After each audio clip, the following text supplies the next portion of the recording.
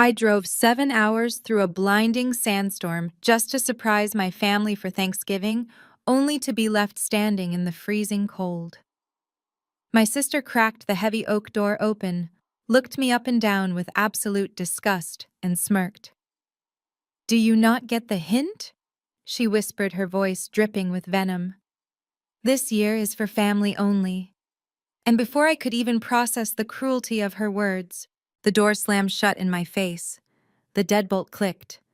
I stood alone on the porch of the massive Atlanta mansion. My name is Chloe. I am 32 years old, and up until that exact moment, I was the invisible bank account keeping that very mansion from being foreclosed. Before I tell you exactly how I dismantled their fake billionaire lifestyle before the turkey was even cold, let me know what city you are watching from in the comments below.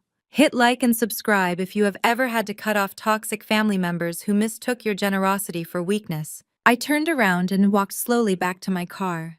The wind was howling, whipping sand and dead leaves against my face, biting through the thin fabric of my simple wool coat.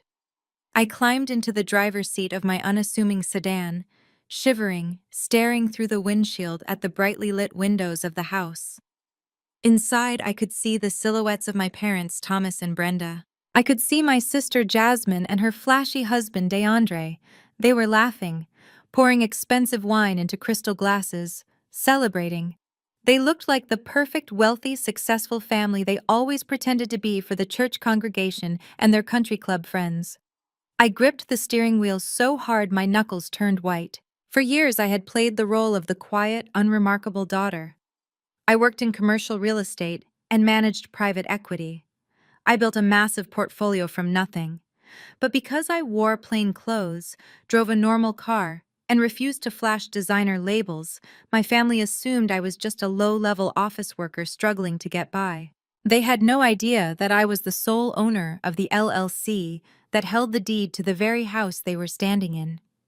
They had no idea that when they faced bankruptcy 5 years ago, I quietly bought the property and set up a blind trust to cover the mortgage so my parents could keep their precious social status. Suddenly my phone buzzed in the cup holder. The sudden noise made me jump. I pulled the phone out expecting a weather alert about the storm. Instead, the screen lit up with a text message from my father. I opened it, my eyes scanning the words. It was an accidental text clearly meant for my mother. The message read, "I cannot believe she actually showed up. Does she really think she is welcome here dressed like a homeless person? DeAndre said if she comes inside, he is taking his VIP investors and leaving immediately. We cannot risk her ruining the aesthetic tonight. Tell Jasmine to make sure the doors are locked." I read the message again, and then a third time. The words burned into my brain. Ruining the aesthetic. VIP investors. I stared at the glowing screen, waiting for the familiar sting of tears, waiting for the heartbreak that usually accompanied my family's rejection. But the tears never came. Instead, a profound, chilling clarity washed over me, the anxiety I had carried for years, the constant need to please them, the desperate hope that one day they would love me for who I was. All of it simply evaporated in the cold air of my car. They did not see me as family. They saw me as a stain on their carefully curated image. Jasmine was the golden child, the beautiful entrepreneur, running a high-end hair and aesthetics spa. DeAndre was the successful businessman driving leased luxury cars. My parents were the wealthy philanthropists. And I was just the embarrassing secret they had to hide when important people came over. I did not scream. I did not march up to the door and pound on the wood. I leaned back in my seat, the engine idling, the heater finally starting to blow warm air against my frozen hands. I opened my banking app. The blue interface loaded, displaying my private accounts, my investment portfolios, and the family trust account I managed. I navigated to the automated payments section. My finger hovered over the screen. For 5 years, I had quietly subsidized their illusion of grandeur. I paid the exorbitant mortgage on the Atlanta mansion so my parents could host their lavish parties. I paid the commercial lease for Jasmine's upscale spa because her business was constantly operating in the red. And I paid the monthly balance on a high-limit credit card that DeAndre used to rent his luxury vehicles and buy designer suits under the guise of it being a corporate expense account I had secured for him through my firm. I tapped the first payment, the mansion mortgage. A prompt appeared asking if I was sure I wanted to cancel this recurring transfer. I clicked confirm. I scrolled down to the next item, the commercial lease for the spa. Jasmine always bragged on social media about being a self-made boss, completely oblivious to the fact that her landlord was a holding company I controlled, and that I was the one covering her rent every single month when her revenue fell short. I tapped cancel, confirm. Finally, I found the credit card account, DeAndre's lifeline, the plastic he flashed at expensive steakhouses to impress his fake friends. I did not just cancel the automatic payment. I went into the card settings and reported the card as permanently disabled due to unauthorized use. The account locked instantly. I sat there in the dark, watching the storm rage outside. In less than 3 minutes, I had completely dismantled the financial foundation of my family's entire existence. I had cut the puppet strings. They were inside eating turkey, pouring wine, completely unaware that the floor had just fallen out from under them. They thought they were protecting their wealthy aesthetic from their poor, embarrassing relative. They had no idea they had just locked the bank out in the cold. I put my car in reverse, backed out of the long, sweeping driveway, and drove away into the night. I did not look back. I drove to a luxury hotel downtown, checked into a penthouse suite, ordered room service, and slept better than I had in my entire life. The storm passed overnight. The morning sun was bright and unforgiving. At exactly 7 in the morning, my phone began to vibrate on the nightstand. I reached over and picked it up. The screen was flooded with notifications. There were 70 missed calls, 50 from Jasmine, 15 from my father, and 5 from DeAndre. There were also 5 frantic voicemails. The illusion had shattered much faster than I anticipated. Black Friday had arrived, and with it the brutal reality of their empty bank accounts. I smiled, took a sip of my coffee, and pressed play on the first voicemail. "Chloe, pick up the phone right now." It was DeAndre. His voice was breathless, panicked, lacking all the smooth, arrogant bravado he usually paraded around in.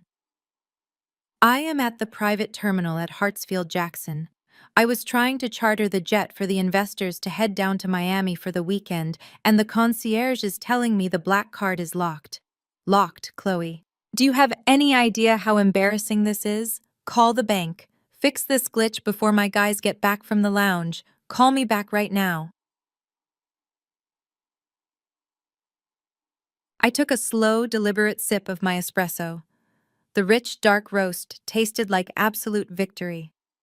DeAndre was trying to charter a private jet, a jet he expected me to pay for to impress venture capitalists he was trying to scam. I deleted the message. The next voicemail was from my father.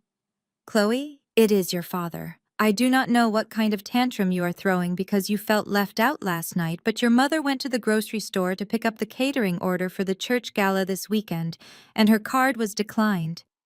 The bank teller had the audacity to tell her the account was closed." Closed. "You need to stop this childish behavior immediately. Transfer the funds into the primary account within the hour. We have an image to maintain, and I will not have you ruining it because you are feeling sensitive. Call me." I laughed out loud. The sheer blinding entitlement was almost impressive. My father honestly believed that cutting off his access to my hard-earned money was a childish tantrum. He believed that my entire existence was meant to serve as a silent, invisible engine for his social climbing. I deleted that message too. There were 3 more voicemails, each one escalating in panic and anger. But before I could listen to the 4th, the phone vibrated in my hand. The screen flashed with an incoming call. It was Jasmine. I let it ring 3 times, savoring the moment before I finally swiped the green button and brought the phone to my ear. I did not say hello. "Chloe, what is wrong with you?" Jasmine shrieked. She did not sound panicked. She sounded furious, dripping with the kind of bratty indignation she had perfected since childhood. Through the receiver, I could hear the unmistakable ambient noise of a high-end luxury boutique. Soft classical music playing in the background. The hushed, polite murmurs of sales associates. The clinking of hangers on metal racks. Jasmine was in Buckhead, the most expensive shopping district in Atlanta, right in the middle of the Black Friday rush. I am standing at the register at Saks, Jasmine hissed, her voice trembling with rage. I have my entire bridal party here. We are trying to buy the matching Cartier bracelets for the bachelorette trip next month, and the cashier just told me my card is declined. Declined, Chloe. Do you have any idea how humiliating it is to have the machine beep in front of all my friends? What is going on with the trust account? I remained completely silent, letting her frantic energy burn through the line. Are you even listening to me? Jasmine demanded. You obviously forgot to do the monthly transfer. I told you last week that the spa was having a slow month and I needed you to pad the family maintenance account. You know I have the investor dinner with DeAndre tonight. I need this handled right now. Call your wealth manager or whatever you do and push the money through. The cashier is staring at me, and Tiffany is asking if I need to borrow her card. I am literally shaking. I did not forget anything, I said quietly. My voice was calm, steady, and completely devoid of emotion. The contrast against her screeching was stark. Then why is the card declining? She snapped. Just fix it. Text me when the funds clear so I can run this again. The card is declining because the account is closed, Jasmine, I said. And the trust account you keep referring to, the one you think magically replenishes itself every 30 days, does not exist anymore. I liquidated it last night at 11:45. There was a heavy, suffocating silence on the other end of the line. I could almost hear the gears grinding in her head as she tried to comprehend the words I was saying. For her entire life, money was just a concept. It was something that simply appeared whenever she wanted it, provided by a sister she openly despised. She had zero understanding of financial mechanics, equity, or consequences. What do you mean you liquidated it? Jasmine asked, her voice dropping to a harsh whisper. The anger was suddenly replaced by a creeping, icy panic. You cannot do that. That is family money. That is the money for my spa, for Dad's mortgage. You cannot just take it. It is not family money, Jasmine, I explained, speaking slowly as if I were addressing a very slow child. It is my money. I earned it. I invested it. I grew it. I created the LLC that leases your commercial space. I paid the down payment on the house Mom and Dad live in. I funded DeAndre's fake corporate account. Every single dollar you have spent for the last 5 years came directly from my portfolio. There is no family trust. There is only me. I paused, letting the reality sink into her bones. I could hear the faint voice of a sales associate in the background, asking if everything was all right with the payment. You are lying, Jasmine stammered, though the conviction had completely left her voice. You are just doing this to punish us for last night. Look, I am sorry about Thanksgiving, okay? I was stressed. DeAndre had important people coming over, and you always dress so frumpy, and we just needed everything to look perfect. It was nothing personal. Just turn the cards back on Chloe, please. I have thousands of dollars of merchandise sitting on this counter, and everyone is watching me. Si, tati, si. Her apology was worse than the insult. She was not sorry for locking me out in a freezing sandstorm. She was sorry she had been caught at a luxury checkout counter without my wallet to back up her lies. She still thought this was just a temporary disagreement, a sibling rivalry that could be fixed with a fake apology and a fresh wire transfer. It was very personal, Jasmine, I said softly.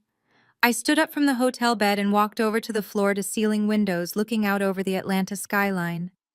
I could see the exact high-rise building where my investment firm was headquartered. I owned a floor of that building. You stood on the porch of a house I pay for, and you looked me in the eyes and you told me I was not family. You told me the house was for family only. Chloe, please, Jasmine begged, her voice cracking. The reality was finally hitting her. She was stranded in Buckhead, surrounded by wealthy friends she had lied to, holding a useless piece of plastic. I am simply respecting your boundaries, I continued, my tone hardening into steel. You wanted a family-only holiday, you got it. But you need to understand how the real world works. You do not get to bite the hand that feeds you and then demand a second course. What am I supposed to tell the cashier? Jasmine sobbed. It was a pathetic sound, the golden child completely stripped of her armor. I do not care what you tell the cashier, I replied, but you should probably figure out how you are going to pay the commercial lease on your spa on Monday, because I canceled that automatic payment too. You canceled my lease, she screamed. The sound tearing through the phone. My business will go under, they will evict me. That sounds like a problem for a self-made boss, I said. I took a deep breath, feeling a weight lift off my chest that I had been carrying for 3 decades. The script had officially flipped. I was no longer the victim of their cruelty. I was the architect of their reality check. I leaned into the phone, making sure my final words were crystal clear. I wanted them to echo in her head every time she looked at her empty bank account. Other people's money cannot buy things for family only, I said. Without waiting for her to respond, without listening to another second of her panicked sobbing, I pulled the phone away from my ear and pressed the red button. I hung up. I left her stranded at the register in Saks Fifth Avenue, surrounded by her fake friends holding a declined card and facing the absolute destruction of her entire fabricated life. I placed the phone gently on the nightstand, walked into the marble bathroom and turned on the shower. The day was just getting started. The hot water cascaded over my shoulders, washing away the lingering chill of the previous night. For the first time in my adult life, I felt completely weightless. The constant gnawing anxiety of keeping my family afloat, of managing their debts, of hiding my own success so they would not feel insecure was gone. I stepped out of the shower and wrapped myself in a thick white robe. My phone was silent now. I had activated the Do Not Disturb feature. Let them panic. Let them scramble. Let them realize that the foundation of their entire existence was built on my silent suffering. I ordered breakfast from room service. A massive plate of eggs, bacon, and fresh fruit. I sat by the window, eating slowly, watching the city wake up below me. Somewhere out there, DeAndre was failing to secure his private jet. My father was failing to pay for his church catering. And Jasmine was desperately trying to explain to her wealthy friends why she suddenly could not afford a bracelet. They had pushed me away for years, thinking I was weak. They mistook my silence for submission. They mistook my financial support for an obligation. They were about to learn that my generosity was a privilege, and they had just permanently lost their access pass. I opened my laptop and pulled up my secure email client. I had a message waiting for me from my wealth manager confirming that all requested accounts had been successfully frozen and liquidated. The funds were safely moved into a private holding account under my sole name. The next step was legally securing the assets they were currently occupying. I typed out a quick message to my attorney, asking him to prepare the necessary documents for Monday morning. The foreclosure process on the mansion would take a little time, but the eviction notice for the spa could be served immediately. I closed the laptop, a genuine smile spreading across my face. The storm had passed, and the wreckage they left behind was entirely their own. I had barely closed my laptop when the silence of the hotel room was broken by a soft ringtone. I glanced at my phone resting on the nightstand. The caller ID displayed Aunt Maxine. My hand hesitated for a fraction of a second before I picked it up. Maxine was my mother's older sister, and she was the only person in that entire bloodline who possessed a shred of integrity. She was also the only person who knew the absolute truth about my financial situation and the lengths I had gone to in order to keep my parents from drowning. I swiped the screen and answered. "Hey, Auntie," I said, keeping my voice gentle. "Chloe, thank God you picked up," Maxine whispered. Her voice was raspy, tight with anxiety, and I could hear the faint sound of a television playing in the background. "I am so sorry about last night. I am so incredibly sorry. If I had known what they were going to do when you pulled into the driveway, I would have walked out that front door and driven away with you." "I know you would have, Auntie," I replied. "It is okay. I am fine. I am actually more than fine. You do not need to put on a brave face for me, baby," she said. "I saw you standing out there in that storm. I saw Jasmine lock the door on you. I gave your mother a piece of my mind, packed up my pie, and left right after. I have been up all night sick to my stomach over it. But you need to know why they did it. You need to know what was actually happening inside that house." I leaned back against the plush headboard of the hotel bed, crossing my legs. "I am listening," I said. Maxine took a deep breath. That dinner was not a family Thanksgiving. It was a theatrical production. DeAndre had invited a man named Marcus Sterling. He is a major venture capitalist from New York. Apparently, DeAndre has been trying to get a $5 million investment from him to launch some kind of luxury wellness franchise. He needed Sterling to believe he was already operating at a billionaire level. I let out a dry, humorless laugh. So they used my house as their movie set.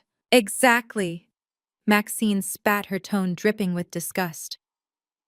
DeAndre walked that man through the foyer, pointing at the vaulted ceilings, bragging about how he imported the timber from Italy.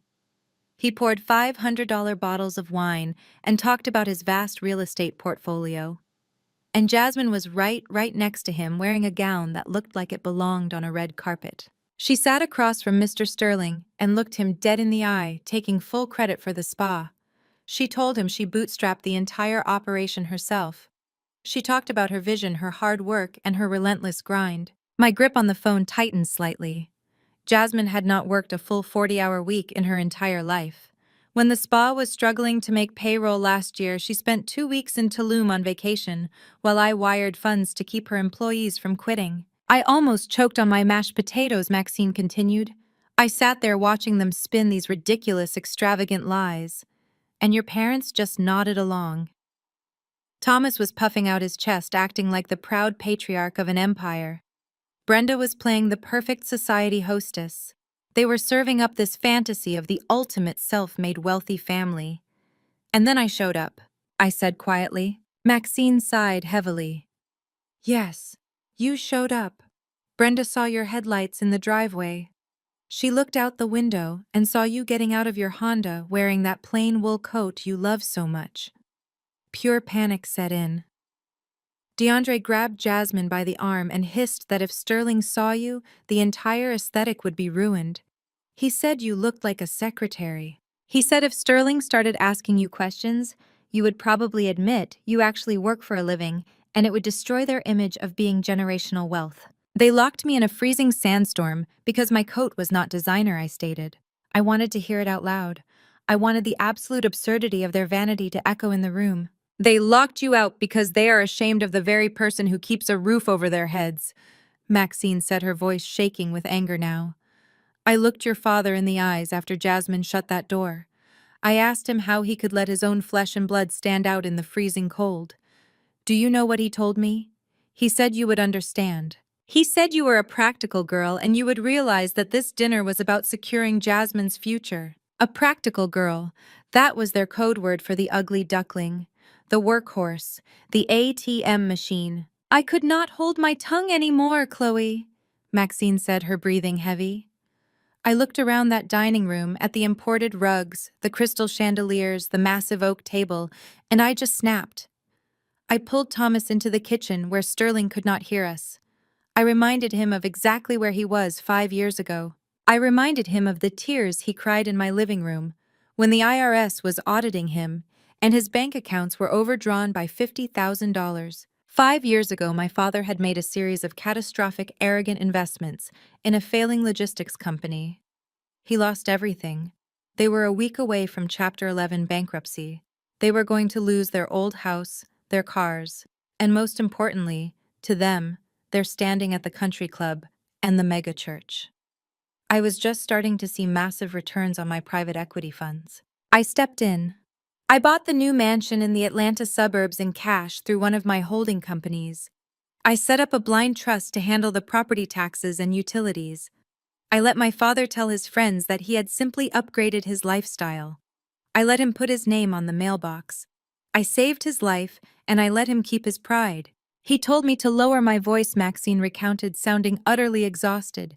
He actually shushed me. He said the past was the past, and that God had blessed him with a new season of abundance. I told him God did not buy this house, his neglected daughter did. I told him he was a fraud. I grabbed my coat and I walked out the back door. Chloe, you should have let them sink 5 years ago. You should have let them lose it all. They never learned their lesson. They just used your money to build a taller pedestal to look down on you from. They are off the pedestal now, Auntie, I said, my voice smooth and calm. What do you mean, Maxine asked, pausing her tirade. I watched them celebrating through the window last night, I explained. I read a text message Dad sent me by accident, complaining about my lack of style and how I was going to ruin their aesthetic. So I sat in my car, opened my banking app, and I canceled everything. I canceled the automated payment for the mansion. I canceled the commercial lease payment for Jasmine's spa. And I permanently locked DeAndre's black card. The silence on the line was profound. For a long moment, the only sound was the distant hum of the Atlanta traffic outside my hotel window. "You cut them off!" Maxine finally whispered, a tone of absolute awe creeping into her voice. "Completely," I confirmed. "Jasmine just called me screaming from Saks Fifth Avenue because her card was declined at the register in front of her friends. DeAndre left me a voicemail panicking because he cannot charter a private jet for his investor friends. And Dad is furious because the bank rejected his catering order for the church gala. They are currently drowning, and they do not even realize the water is rising." Maxine let out a sudden sharp bark of laughter. It was a joyous, vindicated sound. "Oh my lord," she gasped. "Chloe, they are going to lose their minds. DeAndre is desperate. He told Sterling last night that he would provide full proof of assets by Monday morning to secure the $5 million investment. He needs the deed to the house and the ownership papers for the spa to prove his net worth." I smiled, looking at the city skyline. "DeAndre does not have the deed to the house, and Jasmine does not own the spa. I do." "They are going to come after you, Chloe," Maxine warned, though she still sounded gleeful. "Once they realize they cannot just bully you into turning the money back on, they are going to get vicious.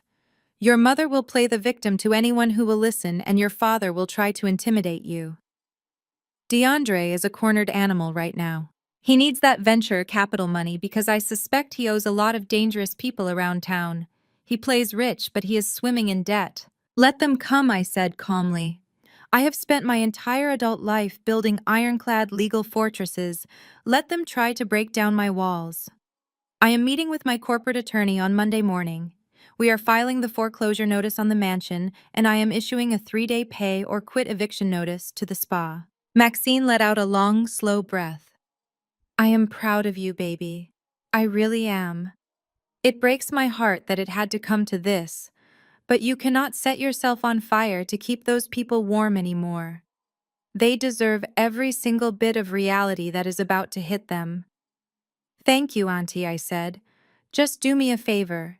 Do not tell them you spoke to me. Let them stay completely in the dark. Let them scramble." "My lips are sealed," Maxine promised. "You stay strong, Chloe. Call me if you need anything at all." I ended the call and tossed the phone onto the bed. The missing puzzle pieces had just fallen perfectly into place.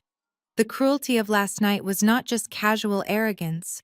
It was a calculated, desperate move by a group of frauds trying to secure a $5 million payday from a New York investor.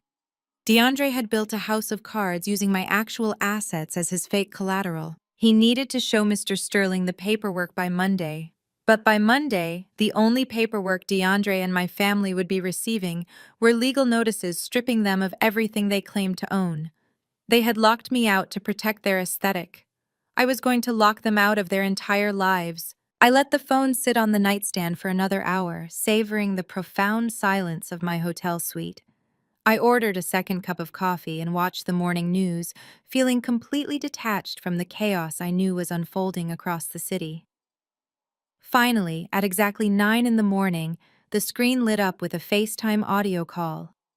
The caller ID showed my father's name. I knew my mother would be hovering right next to him. They always hunted as a pair when they wanted to intimidate me. I took a deep breath, swiped the green icon, and put the phone on speaker, setting it gently on the glass coffee table. "Hello," I said. My voice was entirely neutral. "Chloe, what on earth is wrong with you?" My mother's voice pierced through the speaker, sharp and immediately accusatory. There was no hesitation, no soft greeting, and absolutely no apology for leaving me out in a freezing sandstorm the night before. "Are you out of your mind? Have you completely lost your grip on reality?" "Good morning, Mom," I replied calmly. "Do not good morning me," she snapped. Her breath was hitching, a classic tactic she used to simulate distress when she was actually just furious. "Jasmine is having a complete mental breakdown in the middle of a department store. DeAndre is pacing the floor, threatening to punch a hole in the wall. And your father just had his card declined at the caterer. You are throwing a childish, malicious temper tantrum and it stops right now. I took a sip of my coffee. I am not throwing a tantrum, Mom. I am simply restructuring my finances. Since I am not considered family, I decided I should no longer be funding the family lifestyle. It seemed like a very logical business decision. Oh, listen to you, my mother sneered. Her voice dripped with condescension. You think you are so smart. You think because you manage some little portfolios, you can play God with our lives. Let me tell you exactly what this is, Chloe. This is jealousy. Pure, bitter jealousy. I raised an eyebrow, though they could not see me. Jealousy. Yes, jealousy, she spat. You have always been insanely jealous of your sister. Jasmine has everything you do not. She has a handsome husband, she runs a successful high-end spa. She is beautiful, she is social, and she is building a legacy. And what do you have? You sit alone in your little apartment wearing your cheap clothes, working yourself to the bone with nothing to show for it. You saw her shining last night hosting that important investor, and you just could not handle it. You had to try and ruin her big moment because you are miserable. The sheer audacity of her delusion was almost breathtaking. She was defending Jasmine's fake empire, completely ignoring the fact that I was the one who bought the bricks, paid the staff, and kept the lights on. She truly believed the illusion they had created. Or perhaps she just needed to believe it to justify her blatant favoritism. Mom, Jasmine does not run a successful spa, I said, keeping my tone perfectly level. Jasmine runs a deficit. I cover her losses every single month. DeAndre is not a successful businessman. He is a fraud leasing cars on my credit. Stop lying. My father's voice boomed through the speaker, cutting off my mother. He had clearly snatched the phone. I will not sit here and listen to you slander your sister and your brother-in-law just because you are feeling vindictive. I am not slandering anyone, Dad, I replied. I am stating financial facts. I do not care about your fabricated facts, he barked. His voice was thick with the kind of arrogant authority he usually reserved for his sermons at the dinner table. Listen to me very closely, Chloe. I do not have the time or the patience for this foolishness today. We have the annual charity gala at the church this Sunday. Pastor Jenkins has reserved the VIP table for us right at the front. I knew exactly what gala he was talking about. It was the social event of the year for their affluent congregation. It was a place to see and be seen, a place where the wealthiest members of the church flaunted their prosperity under the guise of charitable giving. We have publicly pledged a $10,000 donation to the building fund. My father continued, his tone turning desperate and demanding. We are supposed to present the check on stage. The entire congregation is expecting it. Do you have any idea what it will look like if we do not deliver that check? It will be a humiliation. Our reputation will be completely destroyed. You are going to log into your little banking app or whatever it is you use, and you are going to reactivate my primary card immediately. And then you are going to transfer the $10,000 for the church. I stared at the phone. He was not asking for a favor. He was issuing a command. He truly believed he was entitled to my money to buy his social status. You want me to give you $10,000 so you can pretend to be a philanthropist in front of Pastor Jenkins, I asked, clarifying the absurdity of his demand. It is your duty to honor your father and mother. He quoted, his voice rising in righteous indignation. We gave you life. We raised you. The least you can do is support this family when we need it. You have the money, Chloe. Do not be greedy. Greedy. The word echoed in the quiet hotel room. I had bought them a $2 million home to save them from bankruptcy, and I was the greedy one. I am not turning the cards back on Dad, I said firmly. I am not paying for the church donation. I am not paying the mortgage, and I am not paying Jasmine's rent. The free ride is over. There was a sharp gasp from my mother in the background. My father's breathing became heavy, ragged with rage. You listen to me, you ungrateful little brat, my father growled. He dropped all pretense of being the righteous patriarch. You are going to fix this right now. If you do not turn those accounts back on by noon today, there will be severe consequences. Consequences, I repeated. What kind of consequences? We will cut you off completely. My mother chimed in, her voice shrill and hysterical. You will no longer be welcome in our home. You will not be invited to Christmas. You will not be part of this family. We will disown you, Chloe. Do you understand me? You will have no one. You will be completely alone. They played their final card, the ultimate threat. For years, the fear of being abandoned by them had kept me trapped in a cycle of financial abuse and emotional neglect. They thought the threat of disownment would shatter me. They expected me to start crying, to beg for their forgiveness, to frantically wire the money just to buy back their conditional affection. I let the silence stretch for 5 long seconds. I looked at my reflection in the dark television screen across the room. I did not look like a scared, lonely girl anymore. I looked like a woman who had finally found her absolute power. I accept your terms, I said quietly. The line went dead silent. The heavy breathing stopped. The frantic energy completely vanished.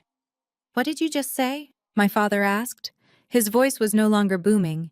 It was small, confused, and suddenly very unsure. I said I accept your terms, I repeated, enunciating every single syllable clearly. You do not have to disown me because I am officially resigning from this family. You made it very clear last night that I was not welcome. Now you are threatening to abandon me if I do not pay you a $10,000 ransom to pretend to love me. That is not a family. That is a hostage situation. And I do not negotiate with terrorists. Chloe, now wait a minute. My father started, his tone suddenly shifting from rage to a panicked backpedaling. Let us not say things we cannot take back. We are just stressed. You know we love you. No, you love my credit limit, I corrected him. I am hanging up now. Do not try to contact me again. I will only be communicating through my attorney from this point forward. Good luck at the church gala. I hope Pastor Jenkins accepts us, Chloe. Do not you dare hang up this phone, my mother shrieked. You turn that money back on. I reached out and tapped the red button, cutting off her hysterical scream mid-sentence. The room plunged back into total blissful silence. I picked up the phone, navigated to their contact profiles, and pressed block on my father's number. Then I pressed block on my mother's number. I went ahead and blocked Jasmine and DeAndre as well.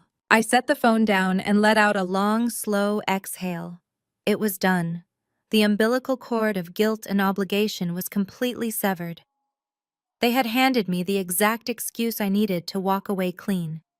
They tried to use the threat of isolation as a weapon, completely failing to realize that isolation from their toxicity was exactly what I had been craving my entire life. But I knew them too well to think this was over. Narcissists do not just accept defeat quietly when their supply is cut off. They were desperate, and desperate people make sloppy, aggressive mistakes. By blocking their numbers, I had forced them into a corner. They could no longer abuse me in private. They were going to have to take their circus public, and I was more than ready to watch them perform. I poured myself another cup of coffee, feeling a deep, radiating sense of peace. Let them wage their war. My fortress was already built. The rest of my Saturday progressed in absolute, uninterrupted peace. I spent the afternoon sitting at the mahogany desk in my hotel suite, finalizing the legal documents my attorney had messaged over, and drinking sparkling water. I felt entirely detached from the chaos I knew was burning through my family's lives. I had effectively starved the fire of its oxygen by blocking their numbers. But toxic people are incredibly predictable. When they lose direct access to their primary victim, they inevitably seek out a public audience to play the martyr. It started around 4 o'clock in the afternoon. My phone, which had been blissfully silent since the morning, suddenly vibrated. Then it vibrated again. And again. It was not a phone call or a text message. It was a relentless cascade of social media notifications. I unlocked my screen and saw dozens of alerts from Facebook. I rarely use the platform, keeping my profile active mostly to monitor local business groups and the occasional neighborhood update. But today my notification tab was lit up in bright red. I had been tagged in a video. Hundreds of comments were flooding in, along with a tidal wave of direct messages from people I had not spoken to in years. I clicked on the notification that showed I had been tagged in a post in the Greater Zion Fellowship group. This was the private Facebook page for my parents' massive megachurch, a digital congregation of over 4,000 active members. The video loaded on my screen. It was a masterclass in emotional manipulation. My mother, father, and Jasmine were sitting on the expensive velvet sofa in the living room of the mansion I owned. The lighting was deliberately dim, creating a somber, melancholic atmosphere. Jasmine was not wearing her usual heavy makeup or designer clothes. She was dressed in a plain, oversized gray sweater, her hair pulled back into a messy bun, looking intentionally exhausted and fragile. My mother sat next to her, clutching a crumpled tissue, her eyes red and puffy, as if she had been weeping for hours. My father sat on the other side, leaning forward with his hands clasped together, playing the role of the weary, heartbroken patriarch, holding his devastated family together. I tapped the screen to unmute the video. "Church family," my father began, his voice thick with rehearsed sorrow. "We come to you today with incredibly heavy hearts. We have always prided ourselves on being a family that stands together in faith. But right now, we are facing a spiritual attack from within our own home. We need your prayers." My mother dabbed her eyes with the tissue, letting out a perfectly timed trembling sigh. "Many of you know our eldest daughter, Chloe." My father continued, looking directly into the camera lens. "We love Chloe deeply, but lately she has been struggling. She has lost her way. Last night, during our family Thanksgiving dinner, Chloe suffered a severe mental breakdown." I raised an eyebrow, staring at the screen. A mental breakdown. That was their angle. It was brilliant in its cruelty. By framing me as mentally unstable, they instantly discredited anything I might say in my defense. "She has always struggled with feeling inadequate," my mother chimed in, her voice shaking. "We have tried everything to help her, to include her, to make her feel loved. But the jealousy she harbors toward her sister has completely consumed her. Seeing Jasmine so happy, seeing her beautiful marriage to DeAndre, and watching her spa business flourish, it just broke something inside Chloe's mind." The camera panned slightly, focusing on Jasmine. She looked down at her hands, squeezing her eyes shut until a single tear rolled down her cheek. "I just wanted us to be a family," Jasmine whispered, her voice cracking with fake emotion. But Chloe could not handle it. She left the house in a rage last night. And then she did something unforgivable. Because of her job in finance, she had access to some of our personal information. In her manic state, she somehow hacked into DeAndre's corporate accounts. She stole his financial data and managed to freeze his banking access. She even targeted my spa, trying to disrupt my commercial lease payments out of pure spite. I let out a sharp breath. The audacity of the lie was staggering. They were sitting inside a house I paid for, claiming I had hacked them, when in reality, I had simply stopped giving them my own money.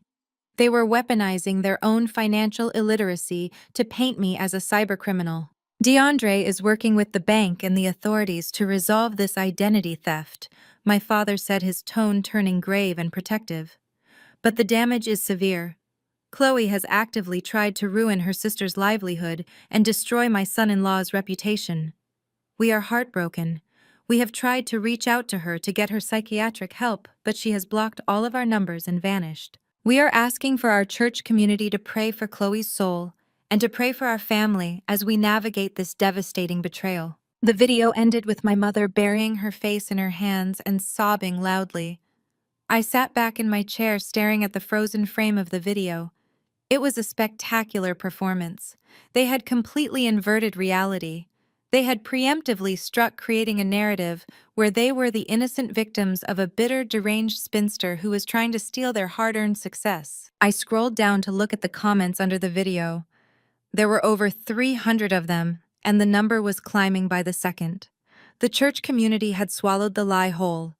Sister Beatrice, the head of the women's ministry, wrote, "Praying for your beautiful family. We always knew there was a dark spirit in that girl. She never dressed right for service and always kept to herself. She needs an exorcism." Deacon Miller commented, "Stay strong, Thomas.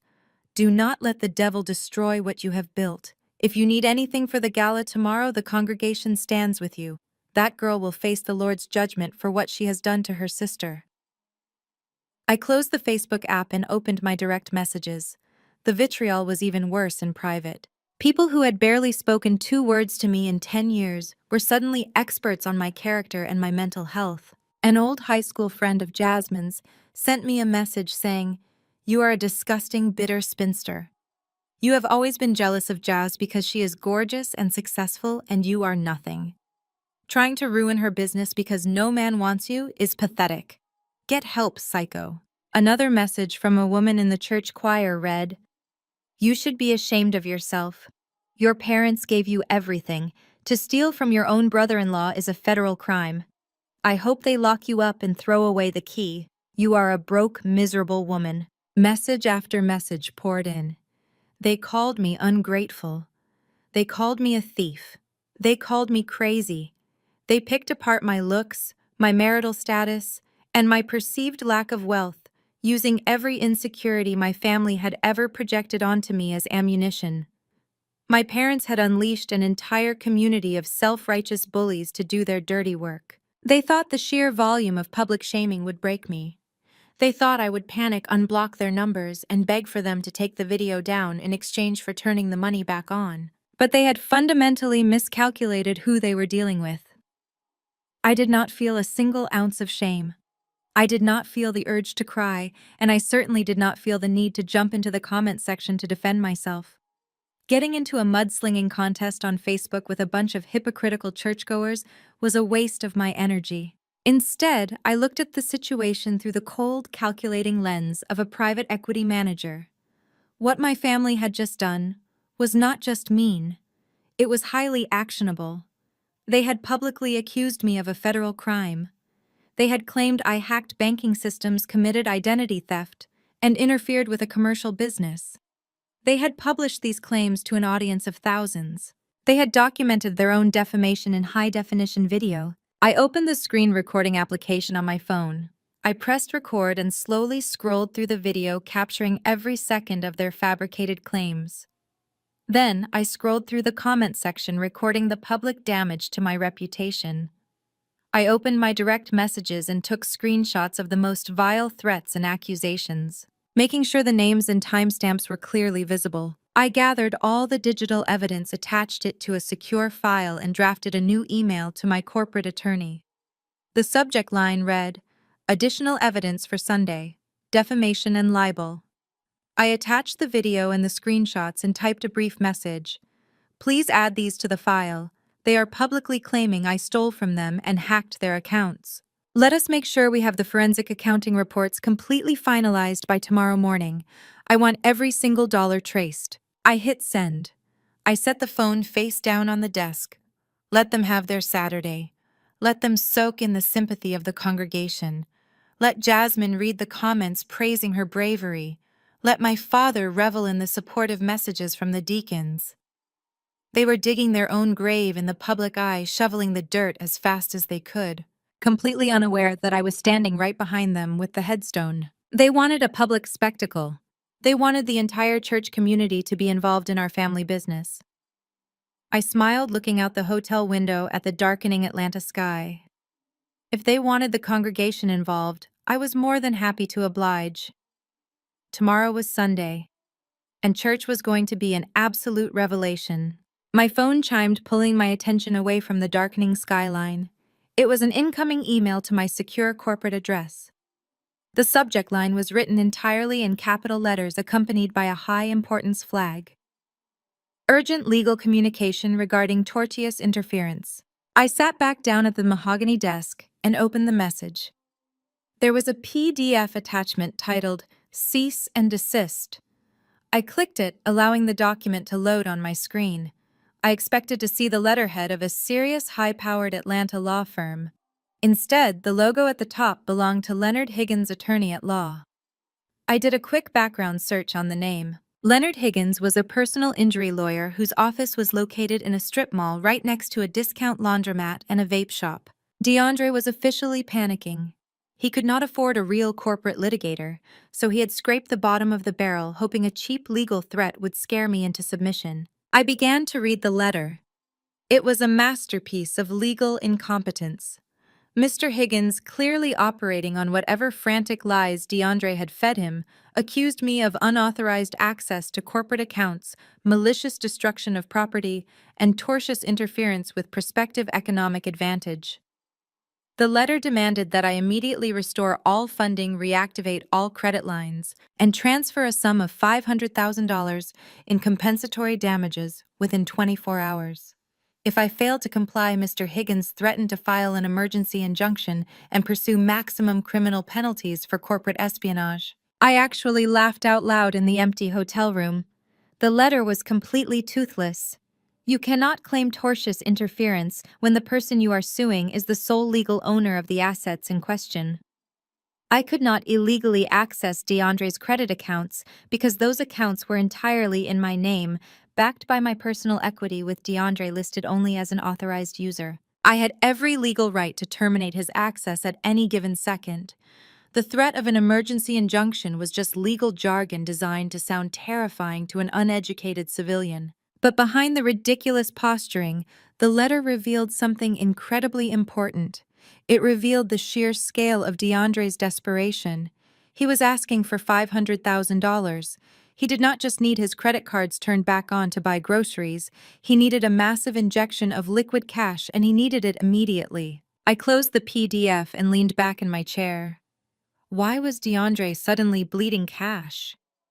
Aunt Maxine had told me he needed to show the venture capitalist, Mr. Sterling, his property deeds and proof of assets by Monday morning. But Sterling was the one supposed to be investing $5 million into DeAndre. DeAndre should not need $500,000 in cash just to secure a meeting, unless, of course. The illusion was much more expensive to maintain than I realized. My train of thought was interrupted by a second notification on my laptop. This one was not an email. It was a high-priority alert from a commercial property monitoring service I retained for all my real estate holdings. Whenever a title change, a lien, or a hard credit check was initiated against any of my properties, the service immediately flagged it and sent an alert to my private server. The alert was flashing red. Property address flagged. A new filing had just been initiated with the county clerk office regarding the commercial building that housed Jasmine's spa. My heart rate remained perfectly steady, but my eyes narrowed. I clicked on the alert and logged directly into the county clerk portal using my secure credentials. I pulled up the most recent filings for the spa's address. What I saw made my blood run absolutely cold, not out of fear, but out of sheer disbelief at DeAndre's staggering stupidity. DeAndre had just submitted paperwork for a hard money bridge loan. For those who do not operate in the financial sector, a hard money loan is a short-term, incredibly high-interest loan, usually issued by private predatory lenders. They do not care about your credit score. They only care about the collateral you put up. If you default, they take the property immediately, no questions asked. DeAndre had gone to a firm called Apex Capital Solutions. He had applied for a $200,000 cash advance, agreeing to an extortionate 40% interest rate. But the loan amount was not the shocking part. The shocking part was the collateral he had used to secure the cash. I opened the scanned PDF of the loan application filed with the county. There, at the bottom of the document, was a forged deed to the commercial property. DeAndre had fabricated legal documents claiming that he and Jasmine were the sole managing members of the LLC that owned the building. He had literally forged my signature on a fake transfer of ownership notarized by God knows who, and handed it over to a predatory lender to get $200,000 in fast cash. The pieces of the puzzle aggressively snapped together. DeAndre was drowning in debt. The luxury cars, the designer suits, the lavish dinners at steakhouses, none of it was real. He had been using my credit card to float his lifestyle, but he had clearly been borrowing money from dangerous people on the side to fund whatever hidden vices he had. When I cut off the black card on Thursday night, his entire house of cards collapsed. The people he owed money to probably started calling. He needed cash to pay them off, and he needed cash to rent the private jet and impress Mr. Sterling this weekend. So, in a state of absolute blind panic, he committed multiple federal felonies. He forged a property deed. He committed wire fraud by submitting the fake documents electronically.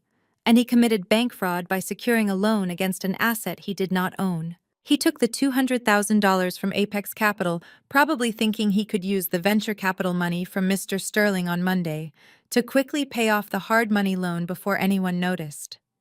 It was the classic desperate move of a cornered con artist.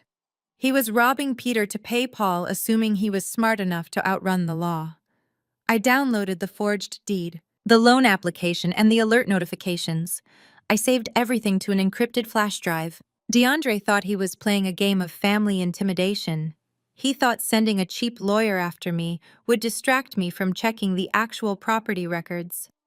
He thought I was just a naive, jealous sister throwing a tantrum over Thanksgiving dinner. He had no idea he had just handed me the exact weapon I needed to destroy him completely and permanently. I picked up my phone and called my corporate attorney. It was a Saturday evening, but when you pay a retainer as large as mine, your lawyer answers on the first ring. "Good evening, Chloe." His deep, calm voice came through the speaker. "I received the defamation evidence you sent over earlier.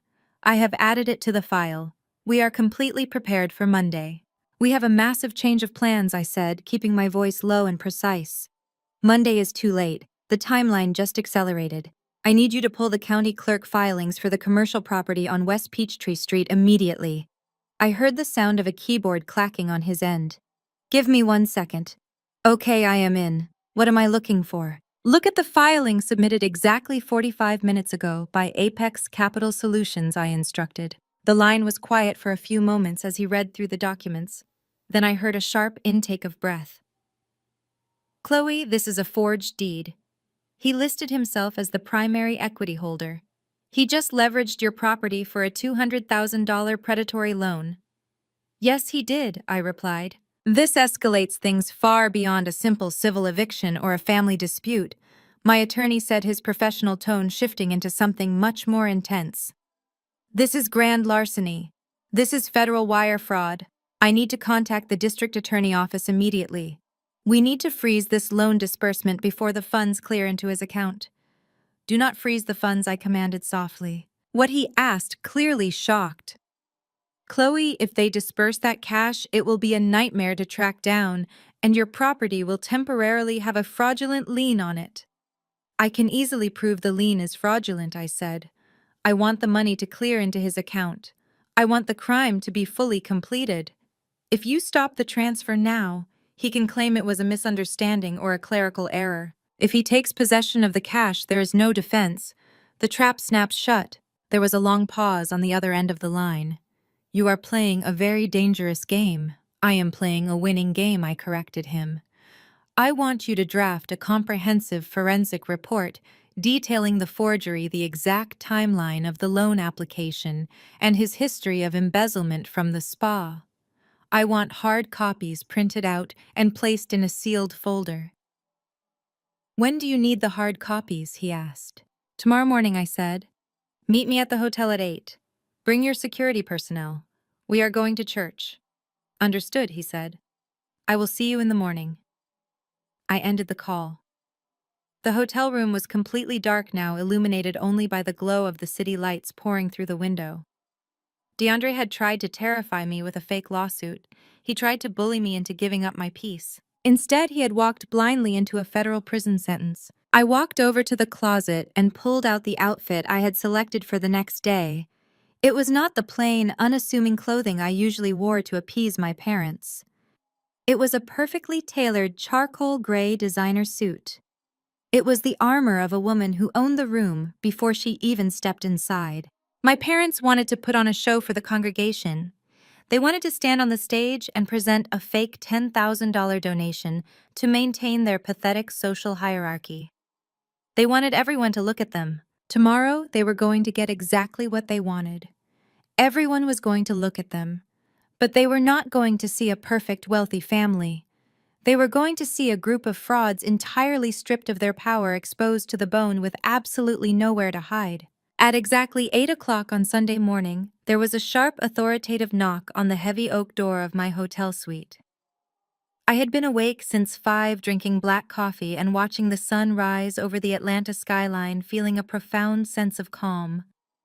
I walked over and opened the door. My corporate attorney, Harrison Cole, stood in the hallway.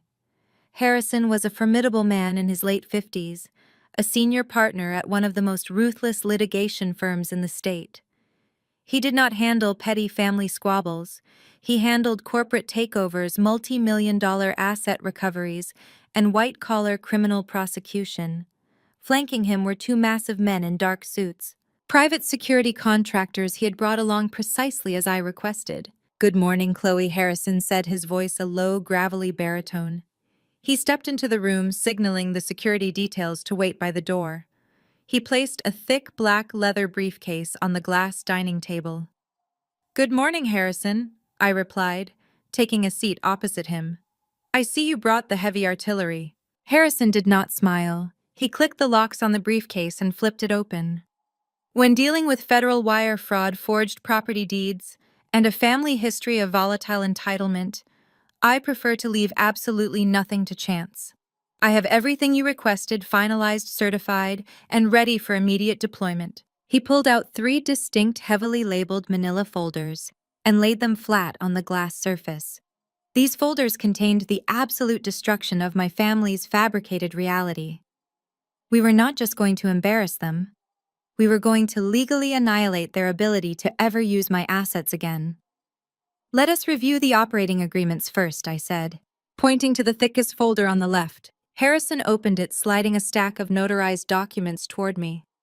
"This is the Master Operating Agreement for Zenith Aesthetics, LLC, the holding company that owns your sister's spa. As you know, the documents clearly establish you as the sole managing member with 100% equity. Jasmine is classified purely as an at-will salaried employee acting as the daily operations manager. She holds 0 ownership stakes, 0 voting rights, and 0 claim to the commercial lease." I traced my finger over the signature lines. For 5 years, Jasmine had paraded around Atlanta telling anyone who would listen that she was a self-made mogul. She printed business cards calling herself the founder and CEO. She did interviews with local lifestyle blogs about the hardships of building an empire from the ground up. In reality, I had legally structured the company so that I could terminate her employment and seize control of the physical location at a moment's notice. Because you canceled the automated lease payment on Thursday, the LLC is now officially in breach of its commercial lease agreement with the building management, which you also own through a separate holding company, Harrison explained, outlining the beautiful legal loophole I had created.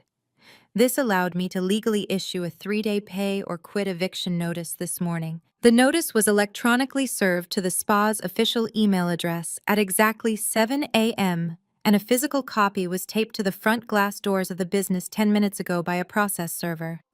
Jasmine has 72 hours to produce the back rent, which she cannot do because you froze her accounts, or the locks will be changed by the sheriff. "Perfect," I said softly. She wanted a business. Now she gets to experience the reality of business overhead. Move on to the house. Harrison closed the first folder and opened the second.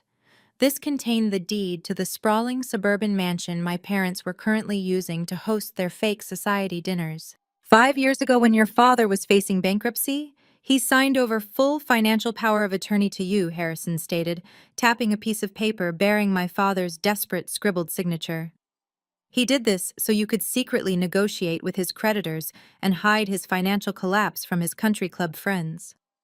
What he conveniently forgot or simply failed to read was that the power of attorney agreement remained active indefinitely unless formally revoked in writing. He thought I was just his personal accountant.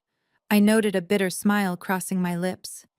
He thought I existed to balance his checkbook and make his problems disappear. "His ignorance is your ultimate leverage," Harrison said. "Because he never revoked the power of attorney, and because you purchased the new mansion entirely through your private trust, you are the sole legal owner of the property. Your parents are legally classified as month-to-month tenants paying 0 rent.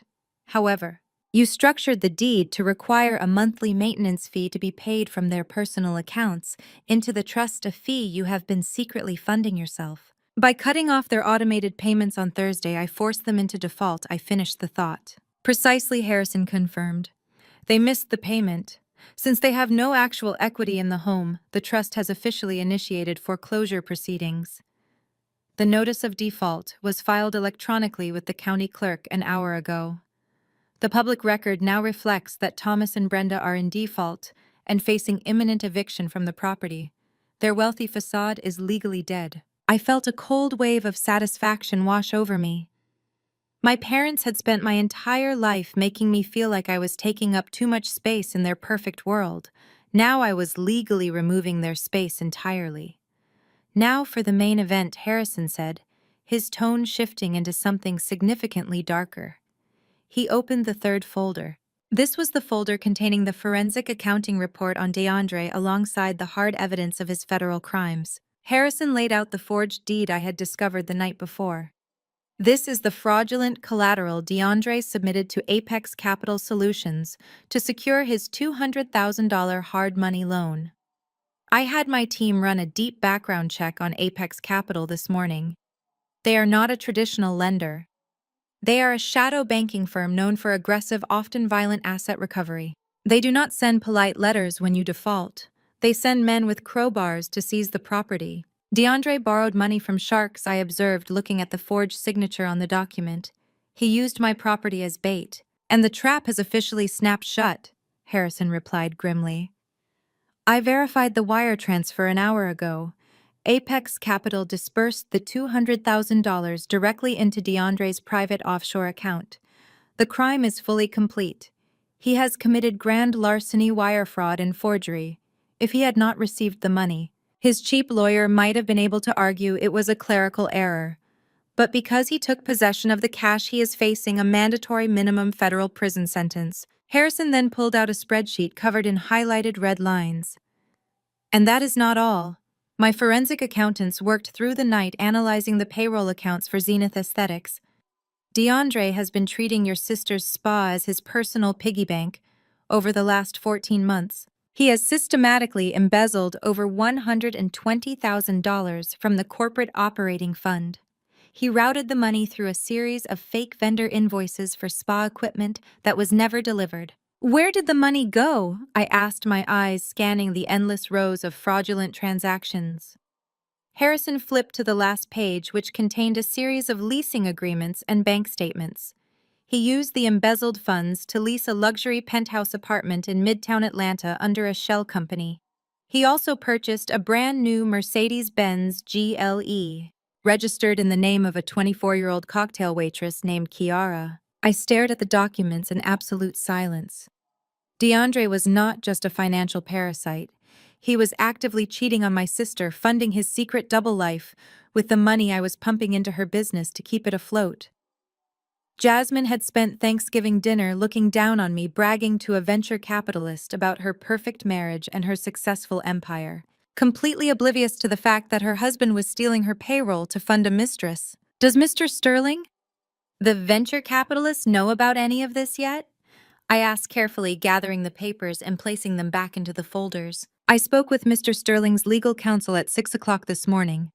Harrison confirmed, a sharp, predatory smile finally breaking across his face. "I informed them that the assets DeAndre was claiming as collateral were entirely fabricated. I also sent them a redacted copy of the forged deed to prove DeAndre was currently engaging in active federal fraud." Mr. Sterling was livid. "He despises being played for a fool. He will be terminating all negotiations with DeAndre immediately." I stood up from the table, feeling the heavy, undeniable weight of total victory. The ticking time bomb was set. The eviction notice was on the spa door. The foreclosure was on the public record. The evidence of embezzlement and federal fraud was printed, sealed, and ready to be exposed. My family had spent 32 years treating me like a stepping stone. They thought they could step on me forever without consequence. But they failed to realize that when you step on a stone long enough, it eventually turns into a boulder that crushes you. "Pack it up, Harrison," I said, smoothing down the front of my tailored gray suit. "The service starts at 10. I want to arrive right as Pastor Jenkins calls my father up to the stage for the charity donation." Harrison nodded, placing the folders back into the briefcase and snapping the locks shut. The two security contractors stepped away from the door, standing at attention. Are you ready for this? Chloe Harrison asked, his voice softening just a fraction. Once we walk into that church and present this evidence, there is no going back. The community will see everything. The family dynamic will be permanently destroyed. The family dynamic was destroyed the moment they locked me out in a sandstorm to protect their aesthetic, I replied coldly. I am just delivering the obituary. Let us go to church. I picked up my leather handbag and walked past Harrison, my heels clicking sharply against the hardwood floor of the hotel suite. The two security guards opened the door for me, their massive frames creating an impenetrable wall between me and anyone who might try to intervene today. We walked down the silent carpeted hallway toward the elevators. With every step I took, the remnants of the scared, invisible girl I used to be were left further and further behind. By the time the elevator doors opened to the lobby, I was no longer Chloe the outcast. I was the landlord, the creditor, and the executioner, and I was on my way to collect exactly what I was owed. The drive from the hotel to Greater Zion Fellowship took exactly 20 minutes. I sat in the back of the blacked-out SUV Harrison had arranged, watching the Sunday morning traffic glide by. The sky was a brilliant, cloudless blue, a stark contrast to the heavy, oppressive atmosphere that usually accompanied my family interactions. But today I felt nothing but a sharp clinical focus. Greater Zion Fellowship was not just a church. It was a massive, sprawling complex of wealth and social signaling. The parking lot was filled with luxury vehicles, a sea of Mercedes, BMWs, and Range Rovers reflecting the morning sun. As my driver pulled up to the main entrance, I could see the congregants flowing up the grand stone steps dressed in their Sunday best. This was a place where faith was measured by the size of your hat and the label on your suit. Harrison stepped out first, adjusting his suit jacket. The two security contractors exited the front doors immediately, taking up positions on either side of me as I stepped onto the pavement. My charcoal gray suit fit flawlessly. I wore minimal jewelry, just a simple pair of diamond studs and my watch. It was the epitome of quiet luxury, a sharp departure from the loud, branded aesthetic my family desperately clung to. We walked up the steps, bypassing the greeting lines, and pushed through the heavy wooden double doors into the main foyer. The sanctuary was immense, capable of holding thousands of people. The choir was already on stage, their voices echoing off the vaulted ceilings, accompanied by a full live band. Giant high-definition screens flanked the pulpit, currently displaying the logo for the annual charity building fund. I paused at the back of the center aisle, letting my eyes adjust to the bright theatrical lighting. It only took me a few seconds to locate them. My family was seated in the VIP section, the velvet-roped pews directly in front of the stage reserved for the highest donors and the most prominent members of the church hierarchy. My father was wearing a tailored three-piece suit, sitting tall and proud, a look of absolute sanctimonious grace plastered on his face. Resting against the pew next to him was a massive, oversized novelty check made of thick foam board. The amount written in bold black marker was $10,000. My mother sat next to him wearing an extravagant wide-brimmed hat and a royal blue dress. She was nodding along to the music, her hands raised in performative worship. Jasmine was beside her, dressed in a stunning emerald green gown that looked entirely out of place for a Sunday morning service, but perfectly suited for a red carpet. And then there was DeAndre. He was wearing a sharp burgundy blazer, but even from the back of the sanctuary, I could see the tension in his shoulders. He was fidgeting, constantly checking his phone, completely unaware that his offshore bank account had just received a loan that was going to send him to federal prison. They looked like the perfect portrait of blessed prosperity. The entire congregation was looking at them with admiration and respect. They had successfully sold the lie. "Let us go," I said quietly to Harrison. We began our walk down the center aisle. At first, only the people in the back rows noticed us. But as we moved further down the aisle, the shift in the atmosphere became palpable. It started as a low murmur, a rustle of silk, and turning heads. The Facebook video my parents posted the day before had done its job. Nearly everyone in this room had seen it. They had read the comments. They had spent their Saturday gossiping about my supposed mental breakdown, my jealousy, and my criminal hacking. They expected to see a broken, hysterical woman dragging herself into the church to beg for forgiveness. They expected the villain of their weekend drama. Instead, they saw me, walking with the perfectly measured stride of an executive, flanked by a high-powered corporate litigator, and two massive men with earpieces who looked like they belonged to a Secret Service detail. The murmurs turned into loud, confused whispers. People physically leaned out of their pews to stare. The illusion my parents had so carefully crafted was instantly disrupted by my sheer, undeniable presence. We were about halfway down the aisle when my mother finally turned around. I watched the exact moment her brain registered what she was seeing. The performative worship instantly dropped from her face. Her eyes widened in absolute unfiltered panic. She grabbed my father's arm, her perfectly manicured nails digging into his suit sleeve. My father turned and the color completely drained from his face. Jasmine and DeAndre followed their gaze for a split second. The four of them looked like deer caught in the headlights of a freight train. But narcissists possess a terrifying ability to adapt to an audience. They realized the entire congregation was watching this interaction. They could not look terrified. They could not look angry. They had to play the roles they had established in their tearful Facebook video. They had to be the loving, heartbroken, forgiving Christian family. My mother elbowed Jasmine sharply in the ribs. Instantly, Jasmine's face morphed into an expression of profound sorrow. She stood up, smoothing down her emerald gown, and rushed out of the VIP pew, stepping directly into the center aisle to block my path. My mother was right behind her, a fresh tissue suddenly appearing in her hand. Chloe Jasmine cried out, her voice pitched loud enough for the surrounding rows to hear. "Oh my God, you came! You actually came!" She lunged forward, throwing her arms around my neck in a dramatic sweeping hug. My mother arrived a second later, wrapping her arms around both of us, creating a tight, suffocating circle of fake family affection. The congregation let out a collective sigh of approval. It looked like a beautiful, redemptive moment of reconciliation. But inside that tight embrace, where the microphones and the congregation could not hear, the reality was entirely different. Jasmine's hands gripped my shoulders like vice grips. Her face was pressed against my ear, her breath hot and frantic. "What the hell are you doing here?"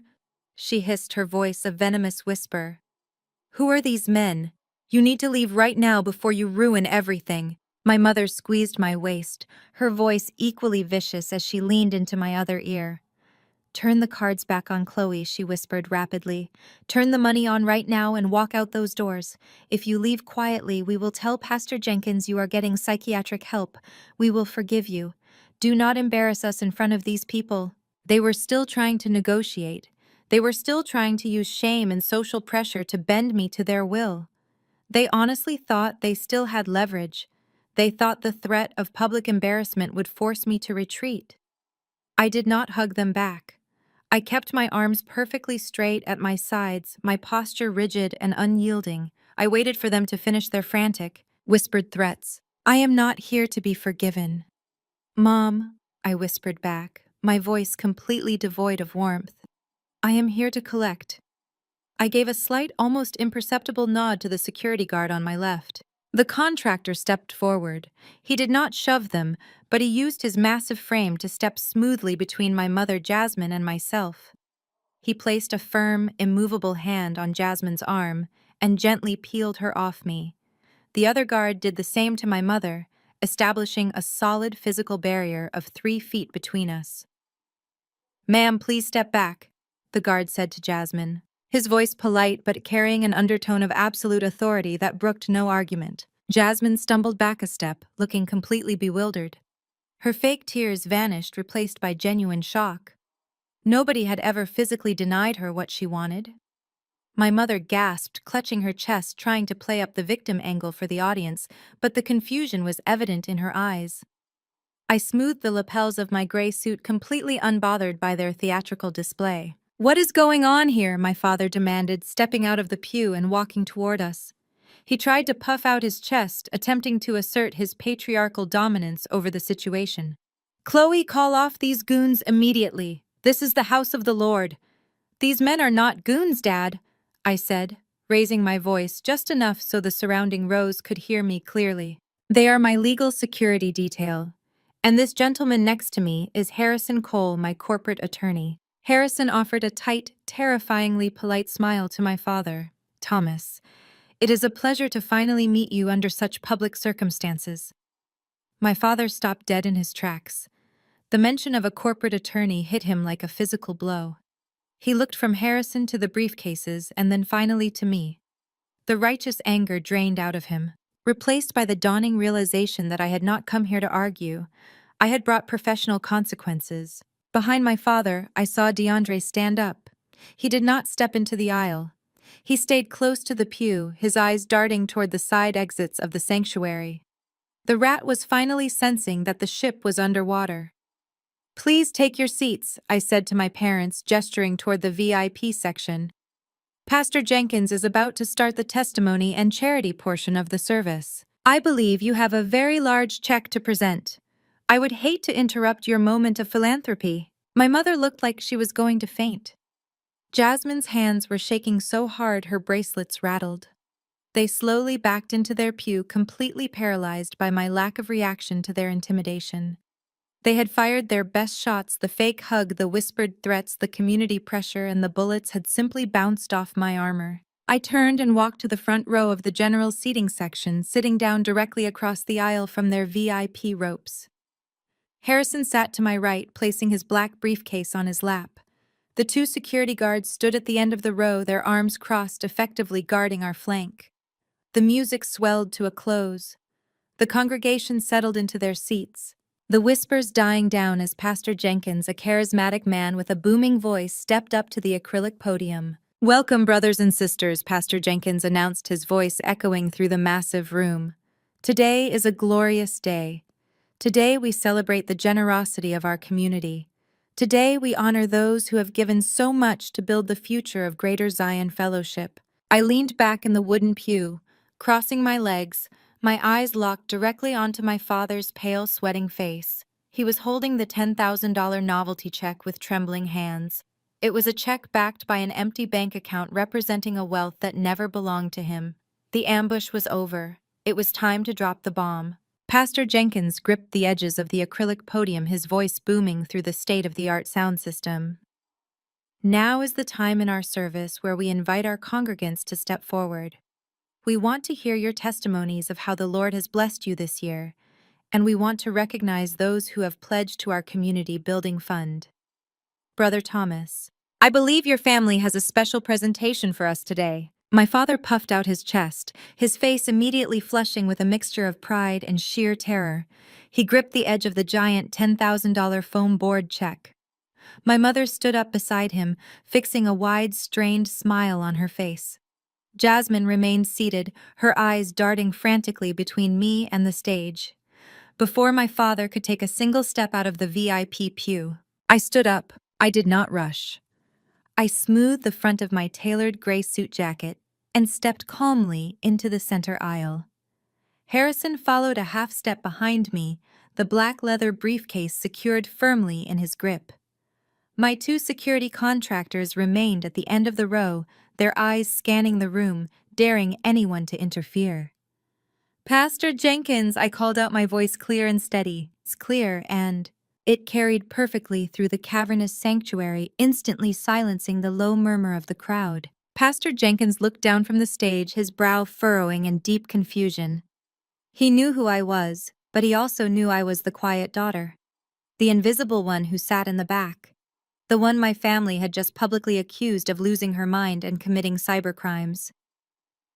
"Sister Chloe," he said slowly, his microphone picking up his hesitation. "We were just calling your father up for the presentation." "I know," I replied, walking steadily toward the steps of the stage.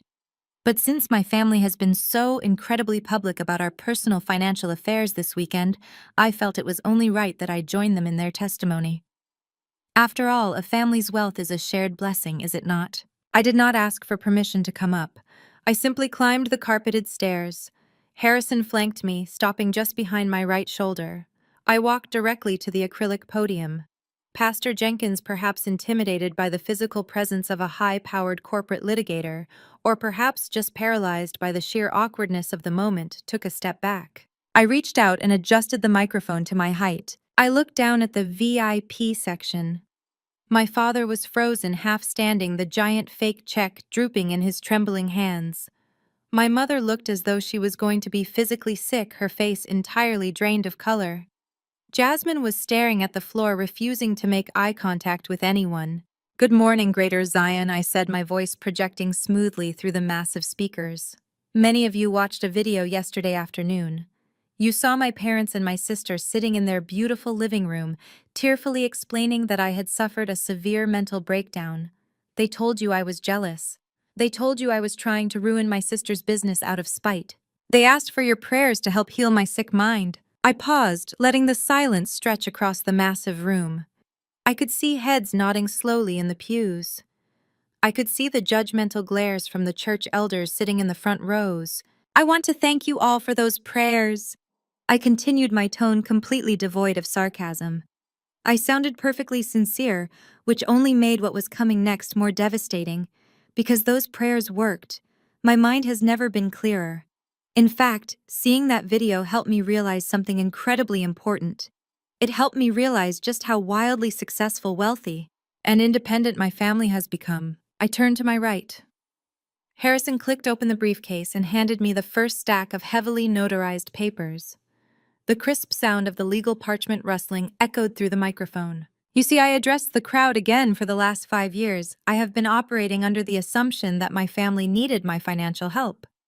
I was under the misguided impression that they were struggling. But after seeing them brag about their vast wealth to venture capitalists this weekend, and after seeing them prepare to donate $10,000 to this church today, I realized I was insulting them by continuing to carry their burdens. I realized I was holding them back." A collective gasp rippled through the front rows. The ladies in the choir exchanged shocked, wide-eyed glances. "Chloe, stop this right now," my father hissed from the floor, his voice cracking with absolute panic. He dropped the foam check. It hit the carpeted floor with a dull, hollow thud. I ignored him completely. I turned to Pastor Jenkins and handed him the thick stack of papers. "Pastor, you are a man of the truth. I would like you to verify what you are looking at for the congregation." Pastor Jenkins hesitantly took the documents. He pulled his reading glasses out of his pocket and slid them onto his face. His eyes darted across the bold legal print. "That is the deed to the mansion my parents currently reside in," I explained, looking out over the sea of faces. 5 years ago, my father made some terrible investments. He was days away from total Chapter 11 bankruptcy. To save them the embarrassment of losing their social status in this very church, I purchased their current home in cash through my private commercial trust. I have been paying the property taxes, the utilities, and the maintenance fees ever since. My parents do not own that house. They are my tenants, and they pay 0 rent. The sanctuary erupted. It was not a murmur this time. It was an uproar. People were literally gasping, covering their mouths, whispering furiously to their neighbors, and pointing directly at my father. The great wealthy patriarch of Greater Zion Fellowship was suddenly exposed as a charity case living in his daughter's basement. Since my father is now wealthy enough to donate $10,000 to the building fund, I realized he no longer needs my charity, I said, raising my voice to cut through the escalating noise. So on Thursday night, I stopped paying. And because they missed the payment, that document the pastor is holding includes the official notice of default. The mansion is currently in active foreclosure. They will be evicted within the month. My mother let out a loud theatrical wail, burying her face in her hands. But nobody rushed to comfort her. There were no sympathetic pats on the back. The congregation was too busy staring in absolute shock at the shattered illusion. Lies.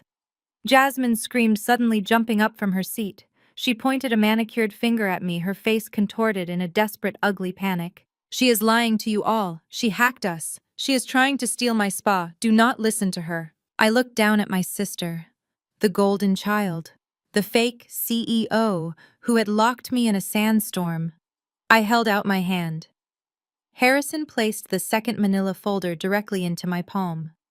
I pulled out the LLC Master Operating Agreement and held it up high for the entire room to see. "My sister Jasmine claims to be a self-made boss," I said, my voice dripping with cold, clinical precision. "She claims she built Zenith Aesthetics from the ground up. She told a major venture capitalist at Thanksgiving dinner that she bootstraps her own empire. Pastor, please look at the second page of that document. I handed the folder to the pastor. His eyes scanned the text, his mouth falling slightly open in disbelief. Who is listed as the sole managing member and 100% equity owner of Zenith Aesthetics? I asked him directly into the microphone. Pastor Jenkins cleared his throat, looking incredibly uncomfortable as he realized he was reading the absolute destruction of a prominent family. It says here, the sole legal owner is Chloe. That is correct, I said, turning back to the crowd. I bought the equipment. I pay the payroll out of my own pocket. I am the landlord who holds the commercial lease on the building. Jasmine is merely an at-will employee with zero equity. But since she is doing so incredibly well, and since she no longer wants me in her family, I decided to officially cut the corporate ties. I canceled her commercial lease payments on Thursday. Yesterday morning, a 3-day pay or quit eviction notice was taped to the front glass doors of her spa. If she does not have the back rent by tomorrow, the sheriff will be changing the locks. Jasmine's legs completely gave out. She literally collapsed back into the wooden pew, her expensive emerald gown bunching up around her. The reality of the eviction notice, something she had clearly tried to ignore or deny over the weekend, was now public record in front of the very people she had bragged to for years. The facade was completely gone. The perfect, wealthy, blessed family was stripped naked in front of 4,000 people. There was no hacking. There was no mental breakdown. There was only a tired, emotionally abused daughter who had finally decided to close her bank account and walk away. I looked at the congregation. The judgmental glares were gone, replaced by expressions of stunned awe and deep embarrassment. They had participated in the smear campaign. They had sent me horrible, vicious messages based on a fabricated narrative. Now they were staring at the undeniable, legally certified truth. I leaned into the microphone one last time. I told you I was not going to ruin your aesthetic. I told you I was going to let you stand on your own 2 feet. You wanted the church to know our business. Well, now they know. The silence in the room was absolute. It was the kind of heavy, suffocating silence that follows a massive bomb detonation. I had dismantled my parents.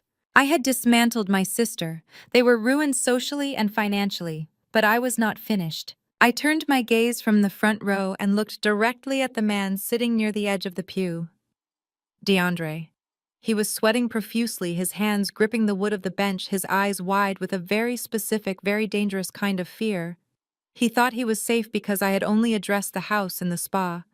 He thought his secrets were still hidden in the dark. He had absolutely no idea what was inside the third folder Harrison was holding. I held my hand out one final time. Harrison unclasped the final compartment of his briefcase and placed the thickest manila folder into my palm. It was heavy, packed with bank statements, wire transfer logs, and copies of forged signatures. I looked down at DeAndre. He was no longer sitting. He was hovering over the wooden back of the pew, looking like a trapped animal trying to calculate the distance to the nearest exit. DeAndre, I said softly into the microphone. His name echoed through the massive sanctuary, bouncing off the vaulted ceilings. He flinched as if he had been physically struck. You have spent the last 5 years telling this congregation about your brilliant investments. You have stood on this very stage year after year and testified about the blessings of your corporate success. You convinced a prominent venture capitalist just 2 nights ago that you were a self-made millionaire sitting at a dinner table in a house you do not own, eating food you did not buy. I let the silence hang for a heavy, suffocating second. But real millionaires do not need to steal from their wives to pay their bills. The congregation gasped again, but this time it was sharper, laced with genuine, visceral outrage.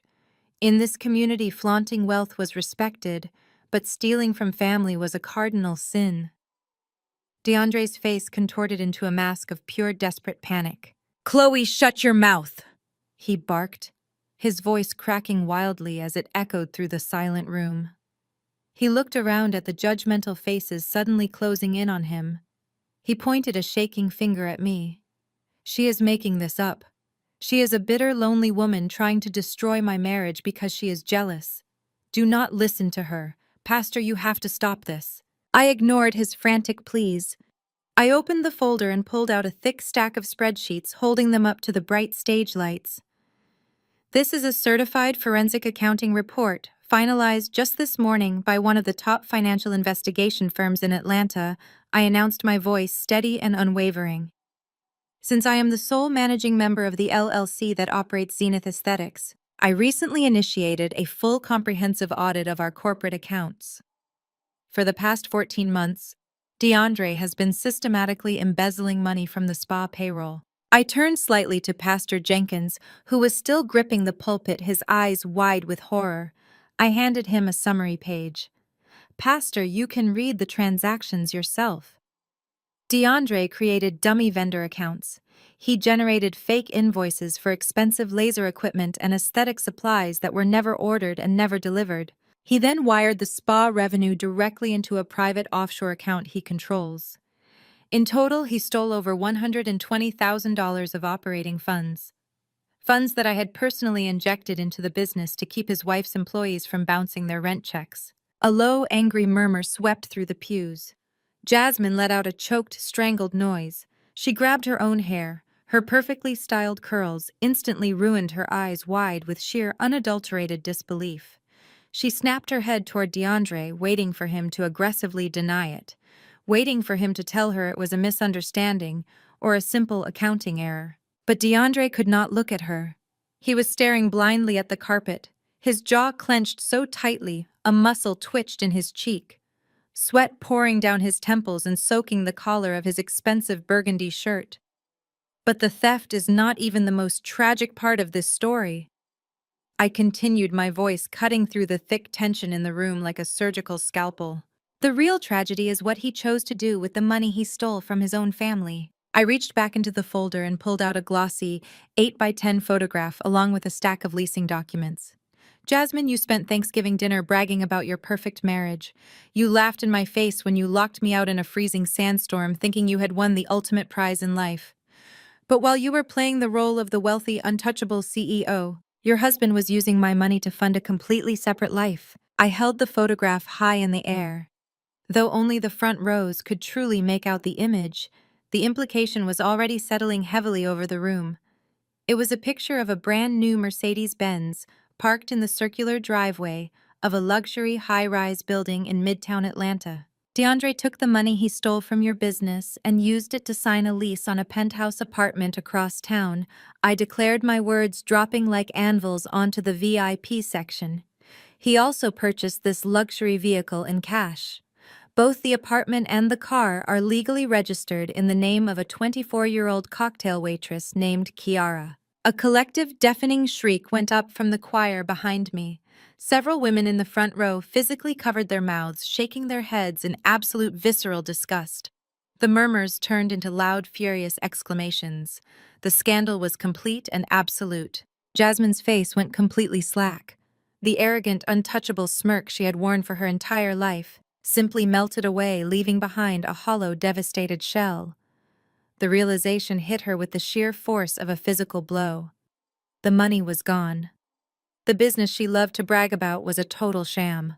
And the husband she had used as a trophy to taunt me for years had been actively humiliating her in the most degrading way possible. Her legs gave out completely. She could not hold her own weight.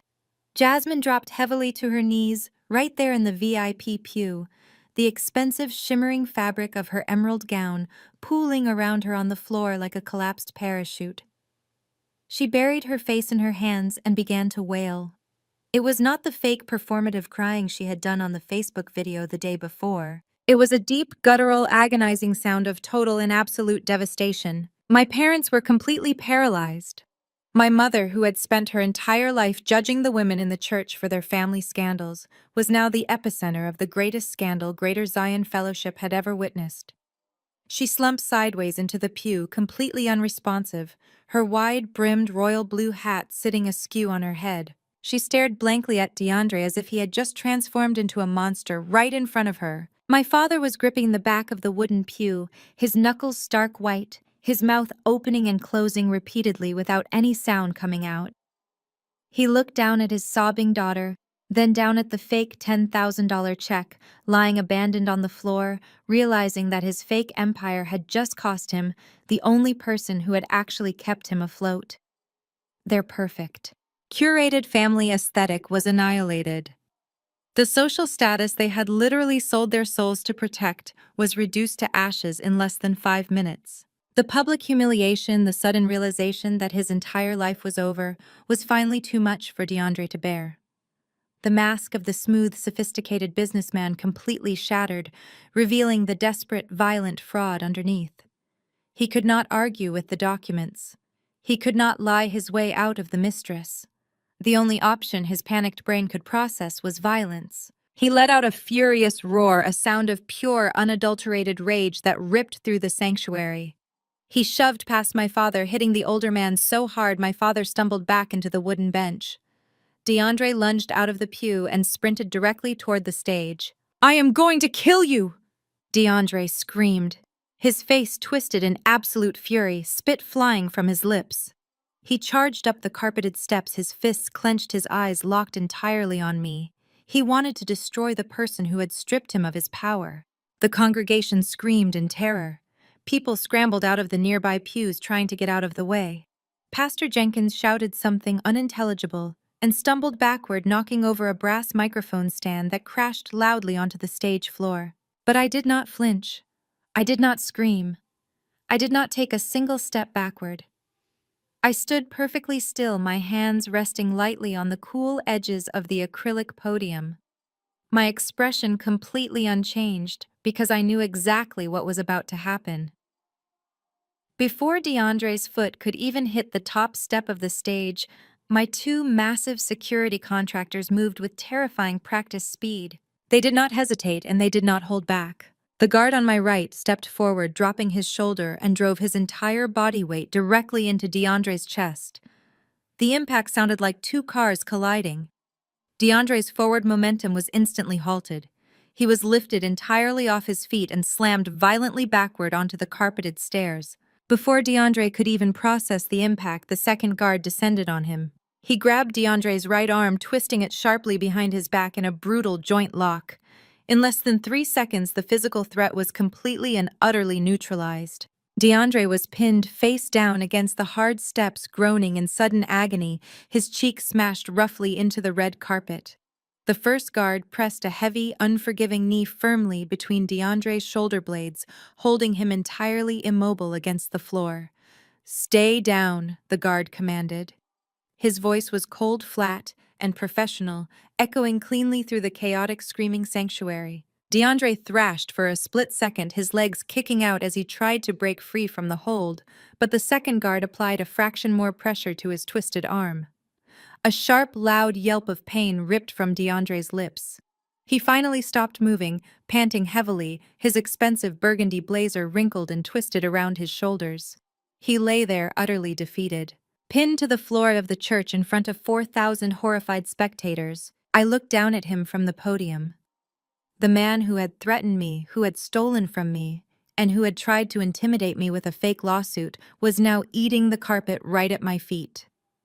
The congregation was in an absolute uproar, a cacophony of shouts, crying, and disbelief. I slowly gathered my legal documents, tapping them neatly against the podium. Completely unharmed and totally victorious, Harrison stepped up to the microphone, his calm, authoritative presence instantly silencing the nearest rows. He announced that if the family wanted to avoid having the police called for assault and battery, they would leave the premises immediately. The guards hauled DeAndre to his feet, keeping his arms firmly locked behind his back. He groaned, the fight completely drained out of him, replaced by the terrifying realization of his exposed crimes. My father grabbed my mother by the arm, hoisting her up while she wept uncontrollably. Jasmine stumbled along behind them, looking like a ghost in her ruined emerald gown, her expensive heels dragging against the floor. We formed a strange, tense procession, walking back down the center aisle. The congregation parted for us, pulling their knees in and averting their eyes as if my family had suddenly become contagious. The silence was heavier now. There were no murmurs, no whispers, just the sound of our footsteps against the carpet. I walked a few paces behind my family, Harrison at my side, feeling the cool, Refreshing air of the foyer hit my face as the heavy wooden doors swung open. We stepped out into the brilliant, cloudless Sunday morning. The contrast between the bright, warm sunlight and the absolute darkness of my family's ruin was poetic. The air smelled of pine and fresh pavement, a stark departure from the suffocating perfume and cologne that usually masked their presence. But the spectacle was far from over. I had choreographed this entire morning down to the minute, and the final act was already waiting on the asphalt. The VIP section of the church parking lot was situated directly at the bottom of the grand stone steps reserved exclusively for the pastor, the elders, and the highest donors. When my parents and sister reached the pavement, they stopped dead in their tracks. Jasmine let out a sharp, breathless gasp, her hands flying to her mouth. DeAndre, still firmly held by my security detail, strained his neck to look, his eyes bulging from their sockets. Two massive heavy-duty tow trucks were idling loudly in the VIP spaces, their amber hazard lights flashing rhythmically against the pristine brick exterior of the church.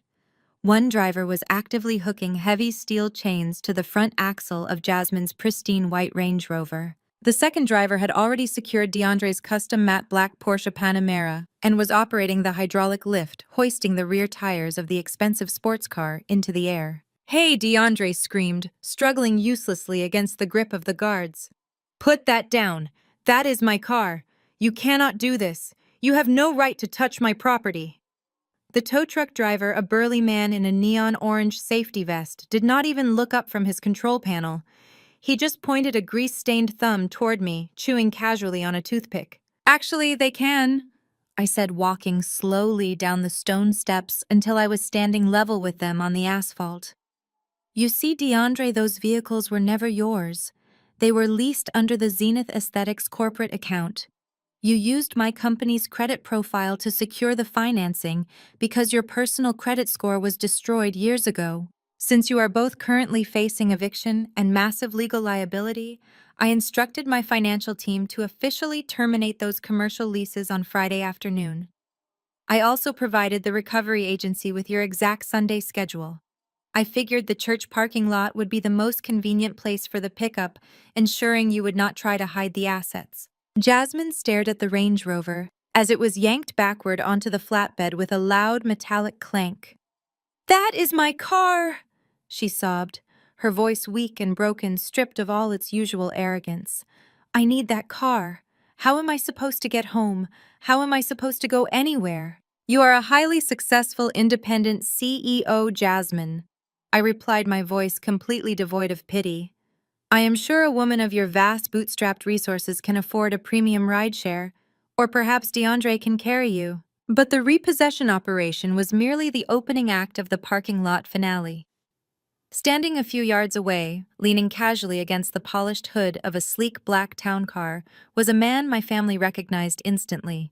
He was dressed in an immaculate charcoal suit, checking his platinum wristwatch with an air of mild, detached impatience. It was Arthur Sterling, the billionaire venture capitalist, the man my family had spent their entire Thanksgiving dinner trying to impress. The man they believed was going to hand them millions of dollars to expand their fake empire and save them from their impending financial doom. As we approached the bottom of the steps, Mr. Sterling pushed himself off his car and walked directly toward us. My father instinctively tried to straighten his posture, desperately attempting to salvage whatever shred of dignity he had left. He reached up futilely, trying to smooth his disheveled gray hair, slapping on a fake, terrified smile that made him look completely unhinged. "Arthur," my father stammered, stepping forward with his hand outstretched. "What a surprise to see you here. Please excuse the commotion. We are just dealing with a minor family dispute, a slight misunderstanding with some leased vehicles. It is nothing we cannot handle." Mr. Sterling did not take my father's hand. He did not look at my mother, who was hyperventilating against a concrete planter.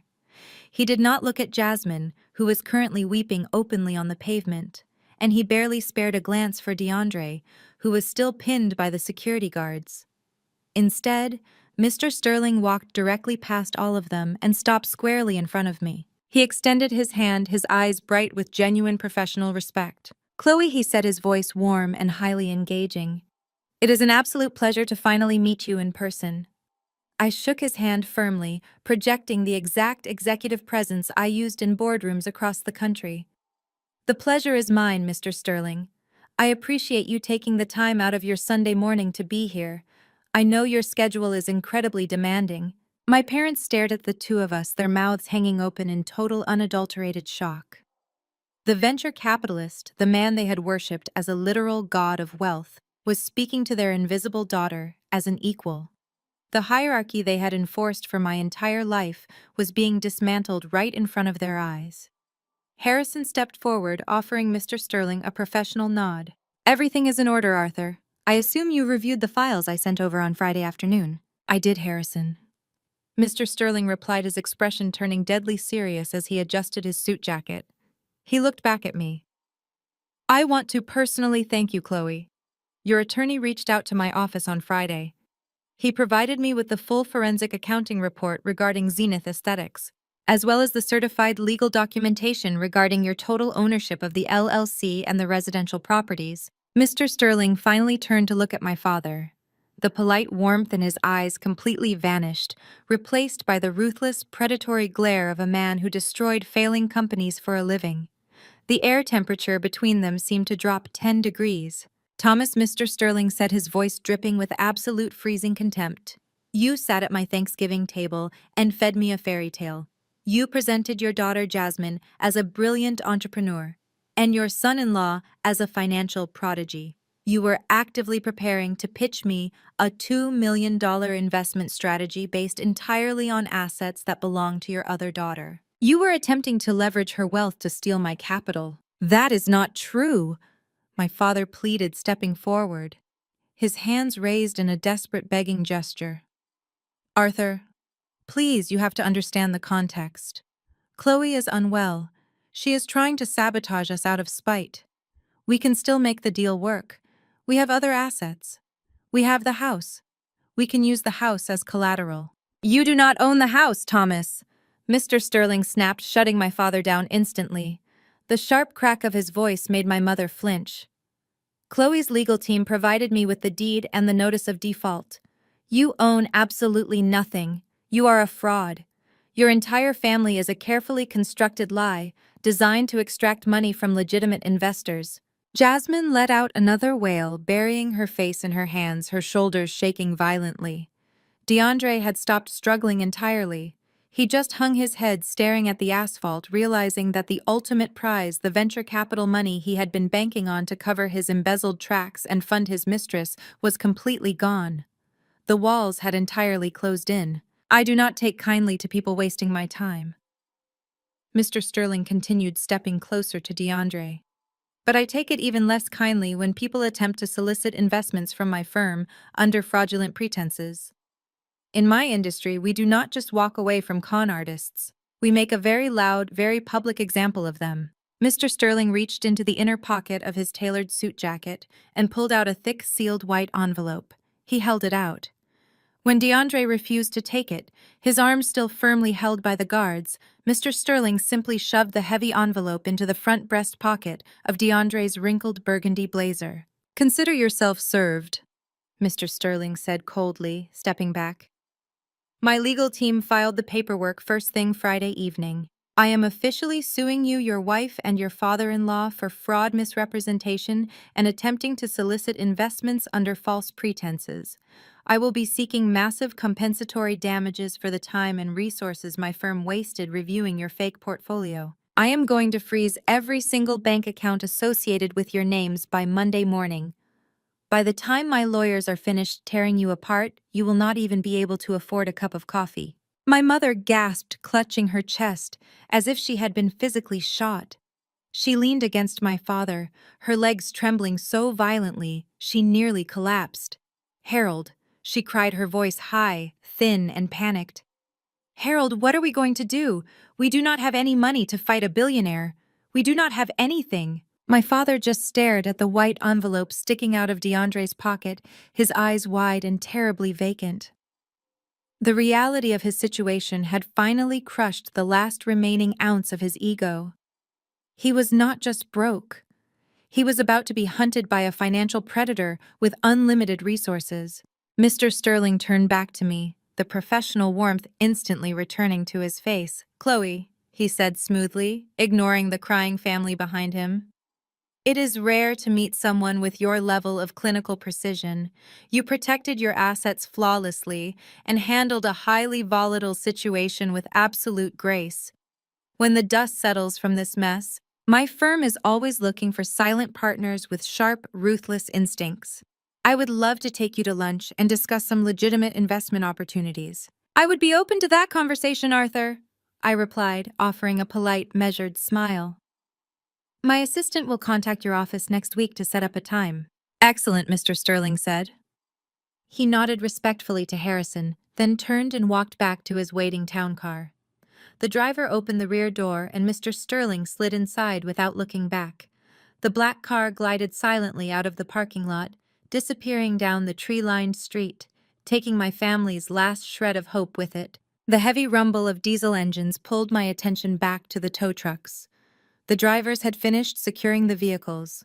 With a loud hiss of hydraulic brakes, the flatbeds began to roll forward, carrying away the Porsche and the Range Rover. Jasmine watched her car disappear down the road, her shoulders shaking with silent, exhausted sobs. I turned to the security guards. "You can let him go now." The guards immediately stepped back, releasing DeAndre's arms in unison. DeAndre stumbled forward, rubbing his wrists, his head hanging low. He did not try to charge at me again. He did not yell. He did not say a single word. He just stood there on the pavement, looking like a broken hollow shell of a man, waiting for the inevitable arrival of federal investigators. I looked at my family standing together in the empty VIP parking section. They had arrived this morning in luxury vehicles wearing designer clothes, preparing to present a massive novelty check to a congregation that adored them.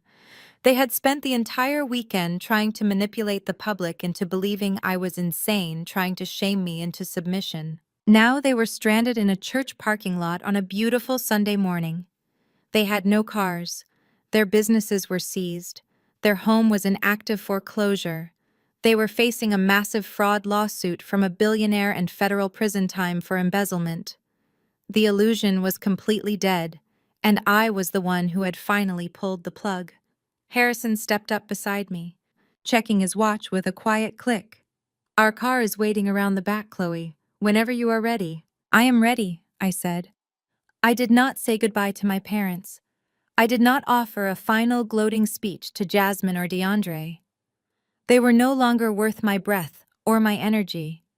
They had wanted to play a high-stakes game of social manipulation, and they had simply lost to a vastly superior opponent. I turned my back on them and walked away, my heels clicking sharply against the pavement. The Sunday morning air felt incredibly clean and crisp.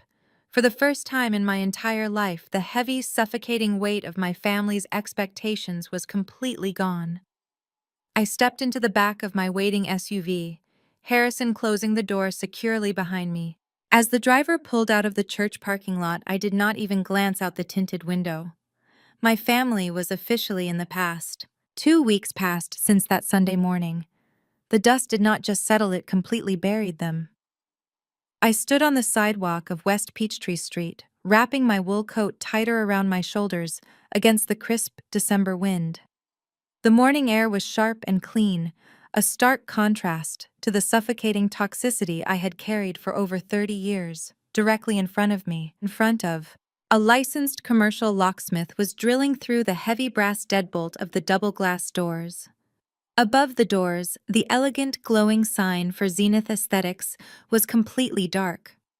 The power had been cut 3 days ago, right after the eviction notice officially expired. The fallout from the church ambush had been biblical in its proportions. Arthur Sterling did exactly what he promised. His high-powered legal team filed emergency injunctions by Monday morning, freezing every single bank account tied to my parents, Jasmine and DeAndre. The federal authorities did not take long to act on the forged deed I had provided. DeAndre was arrested at a cheap motel near the airport, trying to flee the state with a duffel bag full of clothes. He was currently sitting in a federal holding facility, denied bail, facing decades in prison for wire fraud and grand larceny. Jasmine had completely vanished from social media. Her phone was disconnected.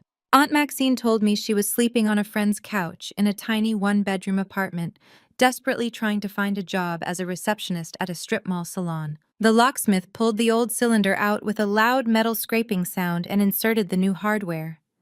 I watched him work with a deep, quiet satisfaction. The spa was empty. The expensive leather waiting chairs, the imported Italian styling stations, the crystal display cases, all of it legally seized by my holding company to cover the massive amount of back rent and the stolen payroll. It was no longer Jasmine's fake empire. It was just another commercial asset in my portfolio ready to be cleaned out and leased to a legitimate business owner. The locksmith tightened the final screw, tested the new silver key, and handed it to me. "It is all yours, ma'am," he said, packing up his heavy canvas tool bag. I thanked him, transferring his payment directly to his account from my phone. He walked to his work van and drove away, leaving me alone on the quiet morning sidewalk.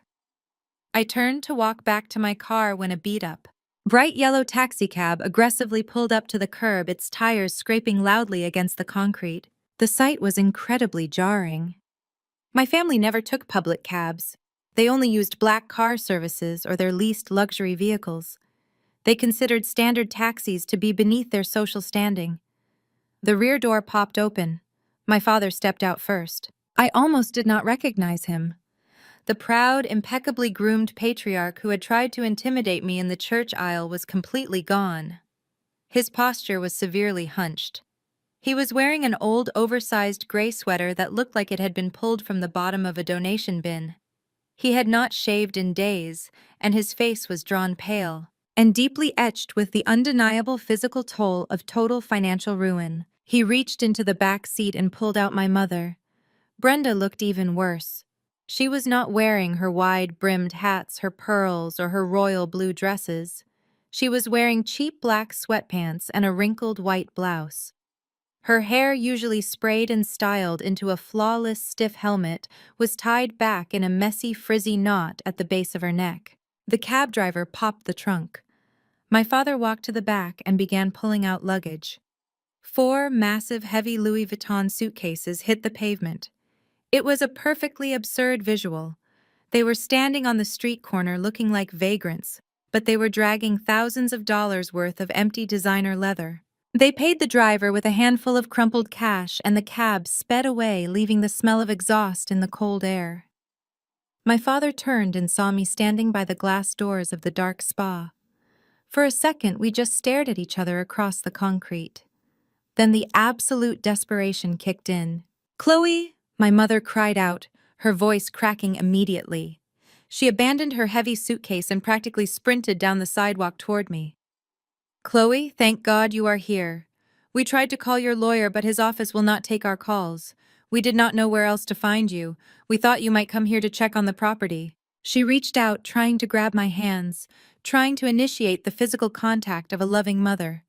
But I took a smooth, deliberate step backward, keeping a rigid, unforgiving distance between us. She let her hands fall to her sides, her chest heaving with panicked, shallow breaths. My father dragged the heavy suitcases down the pavement, the wheels clicking loudly against the concrete seams. He stopped a few feet away, leaning heavily on the handle of the largest bag. He looked at me with eyes that were completely hollowed out, devoid of any of his former arrogance. "They took the house." "Chloe," my father said, his voice trembling, completely stripped of all its former booming authority. "The bank executives came yesterday morning. They brought the county sheriff with them. They gave us exactly 2 hours to pack whatever we could fit into these bags and forced us out into the driveway. The locks are changed. The gates are padlocked. We cannot get back inside." "I know, Dad," I replied, my voice perfectly level and entirely devoid of emotion. "I authorized the final foreclosure execution. You missed your grace period." My mother let out a loud, pathetic sob. "Chloe, please, you have to help us." Arthur Sterling froze our primary checking accounts. We cannot access our savings. We cannot even buy groceries. We slept in a budget motel last night. And we spent our last $80 on that cab to get here. We have absolutely nothing left in the world." She looked up at me, her eyes wide, pleading. desperately, searching for the obedient, anxious daughter she had manipulated for 32 years. She was searching for the girl who used to write checks just to buy a fraction of her approval. "You have that big condo downtown," my father interjected, trying to inject a tiny ounce of his old demanding tone into the conversation, though it sounded incredibly weak and pathetic. "The one with the guest bedrooms. We just need to stay with you for a few weeks. Just until we can figure this out. Just until we can talk to the lawyers and get the accounts unfrozen and clear up this massive misunderstanding, we can put the suitcases in your trunk right now." They were not apologizing. They were not taking accountability for the lies, the financial abuse, or the public humiliation they had tried to inflict on me. They were simply looking for a new host to attach themselves to. They had drained the mansion, they had drained the spa, and now they wanted to move into my private sanctuary and drain my peace. I looked at the massive Louis Vuitton suitcases. I looked at the dark, empty spa behind me. And I looked at the two people who had stood by and let my sister lock me out in a freezing sandstorm because my coat was not designer enough for their fake aesthetic. "Mom," I said, keeping my voice incredibly soft and dangerously calm. "Dad, I want you to listen to me very carefully, because this is the absolute last time I am ever going to speak to you." They both froze, their eyes fixed on my face, waiting for the lifeline they felt completely entitled to. "I do not have a guest bedroom for you," I stated clearly, enunciating every single word. "I do not have a couch for you. I do not have $1 for you. You are not moving into my home today, tomorrow, or ever." "Chloe, you cannot do this!" My mother shrieked, the panic escalating into pure, unfiltered hysteria. "We are your parents. You cannot leave us on the street like dogs. We gave you life. We raised you. You owe us." "I owe you absolutely nothing," I shot back, my voice finally hardening into pure steel. "I paid my debt to this family 10 times over. I bought your house. I funded your lifestyle. I kept you from bankruptcy 5 years ago. And how did you repay me? You used my money to pretend you were better than me. You let Jasmine humiliate me. You went on Facebook and told 4,000 people I was a mentally unstable criminal. That was a mistake." My father stammered, tears actually welling up in his eyes, spilling over his wrinkled cheeks. "We were just scared. We were trying to protect the family image." "The family image," I repeated, shaking my head in utter disgust. "The family image was always more important to you than your actual daughter. You wanted to play the role of the wealthy, untouchable elites. Well, congratulations. You are finally experiencing the real consequences of the real world. You are broke." My father took a desperate step forward, his hands shaking violently. "Chloe, please, I am begging you. It is the holiday season. We have nowhere to go. We are family." I looked him dead in the eye. I remembered the freezing wind. I remembered the heavy oak door slamming in my face. I remembered the exact words my sister had whispered, and the accidental text message my father had sent confirming my absolute exclusion from their circle. I reached into my pocket and pulled out my car keys. "No, Dad," I said, my voice dropping to a harsh, icy whisper that cut through the cold morning air like a surgical blade. "Do you not get the hint?" My parents stared at me, completely paralyzed, as their own profound cruelty was reflected right back at them. "This year is for family only," I said, repeating the exact phrase that had triggered the collapse of their entire world. "And you made it perfectly clear that I am not family." My mother let out a gut-wrenching scream, dropping to her knees on the dirty sidewalk, burying her face in her hands, as the reality of her situation finally crushed her. My father just stood there, his jaw trembling, his eyes wide with the horrifying realization that the bridge was not just burned, it was entirely vaporized. There was no manipulation left to use. There was no guilt trip that would work. I was completely permanently immune to them. I turned my back on them and walked toward my car, parked at the end of the block. I did not walk fast. I did not run. I walked with the slow, measured pace of a woman who had absolutely nothing to run from anymore. "Chloe," my father yelled one last time, his voice echoing off the brick buildings. I did not turn around. I unlocked my car, opened the door, and slid into the quiet leather interior. The engine purred to life with a smooth, powerful hum. I pulled the gear shift into drive and slowly pulled away from the curb. I looked in my rearview mirror one last time. Thomas and Brenda were shrinking in the distance. They were just two small broken figures standing on a cold sidewalk, surrounded by heavy, useless luxury luggage sobbing outside the dark locked doors of an empire that never actually belonged to them. I pressed my foot down on the gas pedal. The car accelerated smoothly, merging into the morning traffic. I turned on the radio, feeling the warm air from the heater wash over my face. I drove away, leaving them on the curb, leaving them to the absolute ruins of their own making, and I drove forward into a life that was finally completely and unapologetically mine. 6 months have passed since that cold December morning on the sidewalk. Time has a funny way of clarifying the truth once the noise of toxic people is finally removed from your life.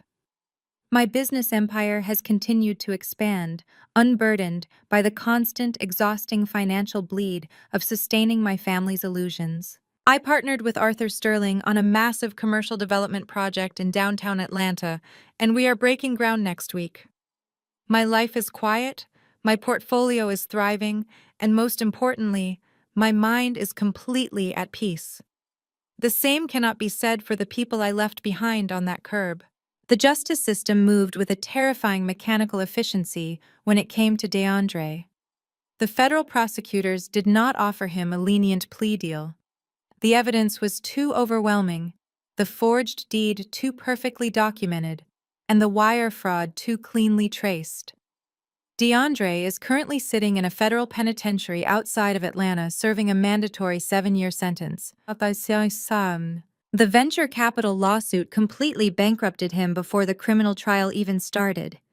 And Kiara, the 24-year-old cocktail waitress he sacrificed everything to impress, abandoned the Midtown apartment the second the luxury cars were repossessed.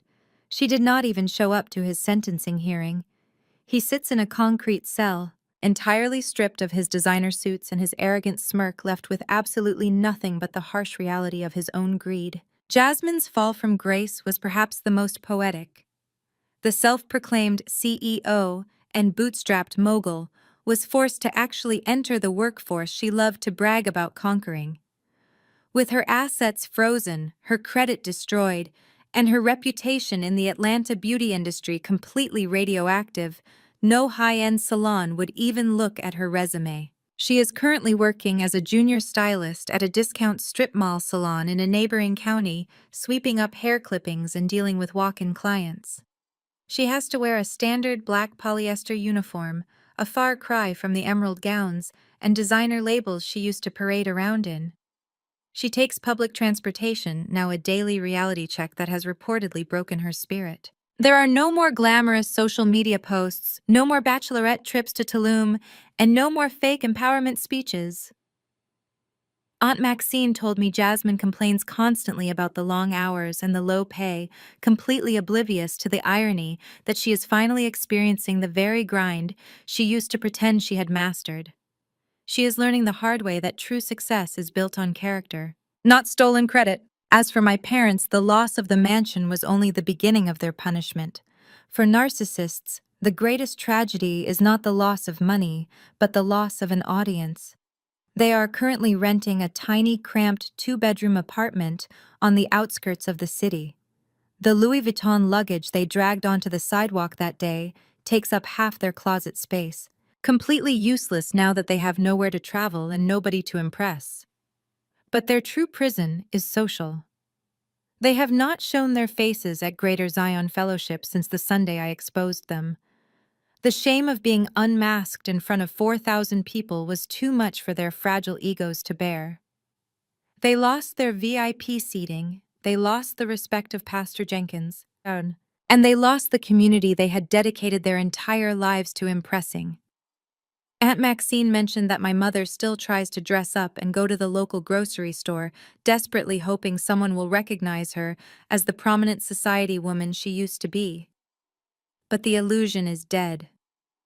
My father had to take a job managing the front desk of a budget hotel just to make rent, forced to answer to a manager who does not care about his former country club status.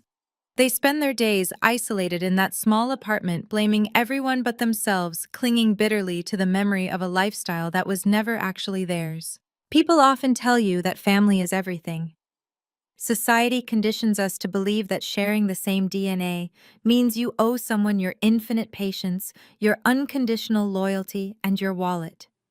We are taught to forgive the unforgivable simply because the person hurting us happens to be a relative.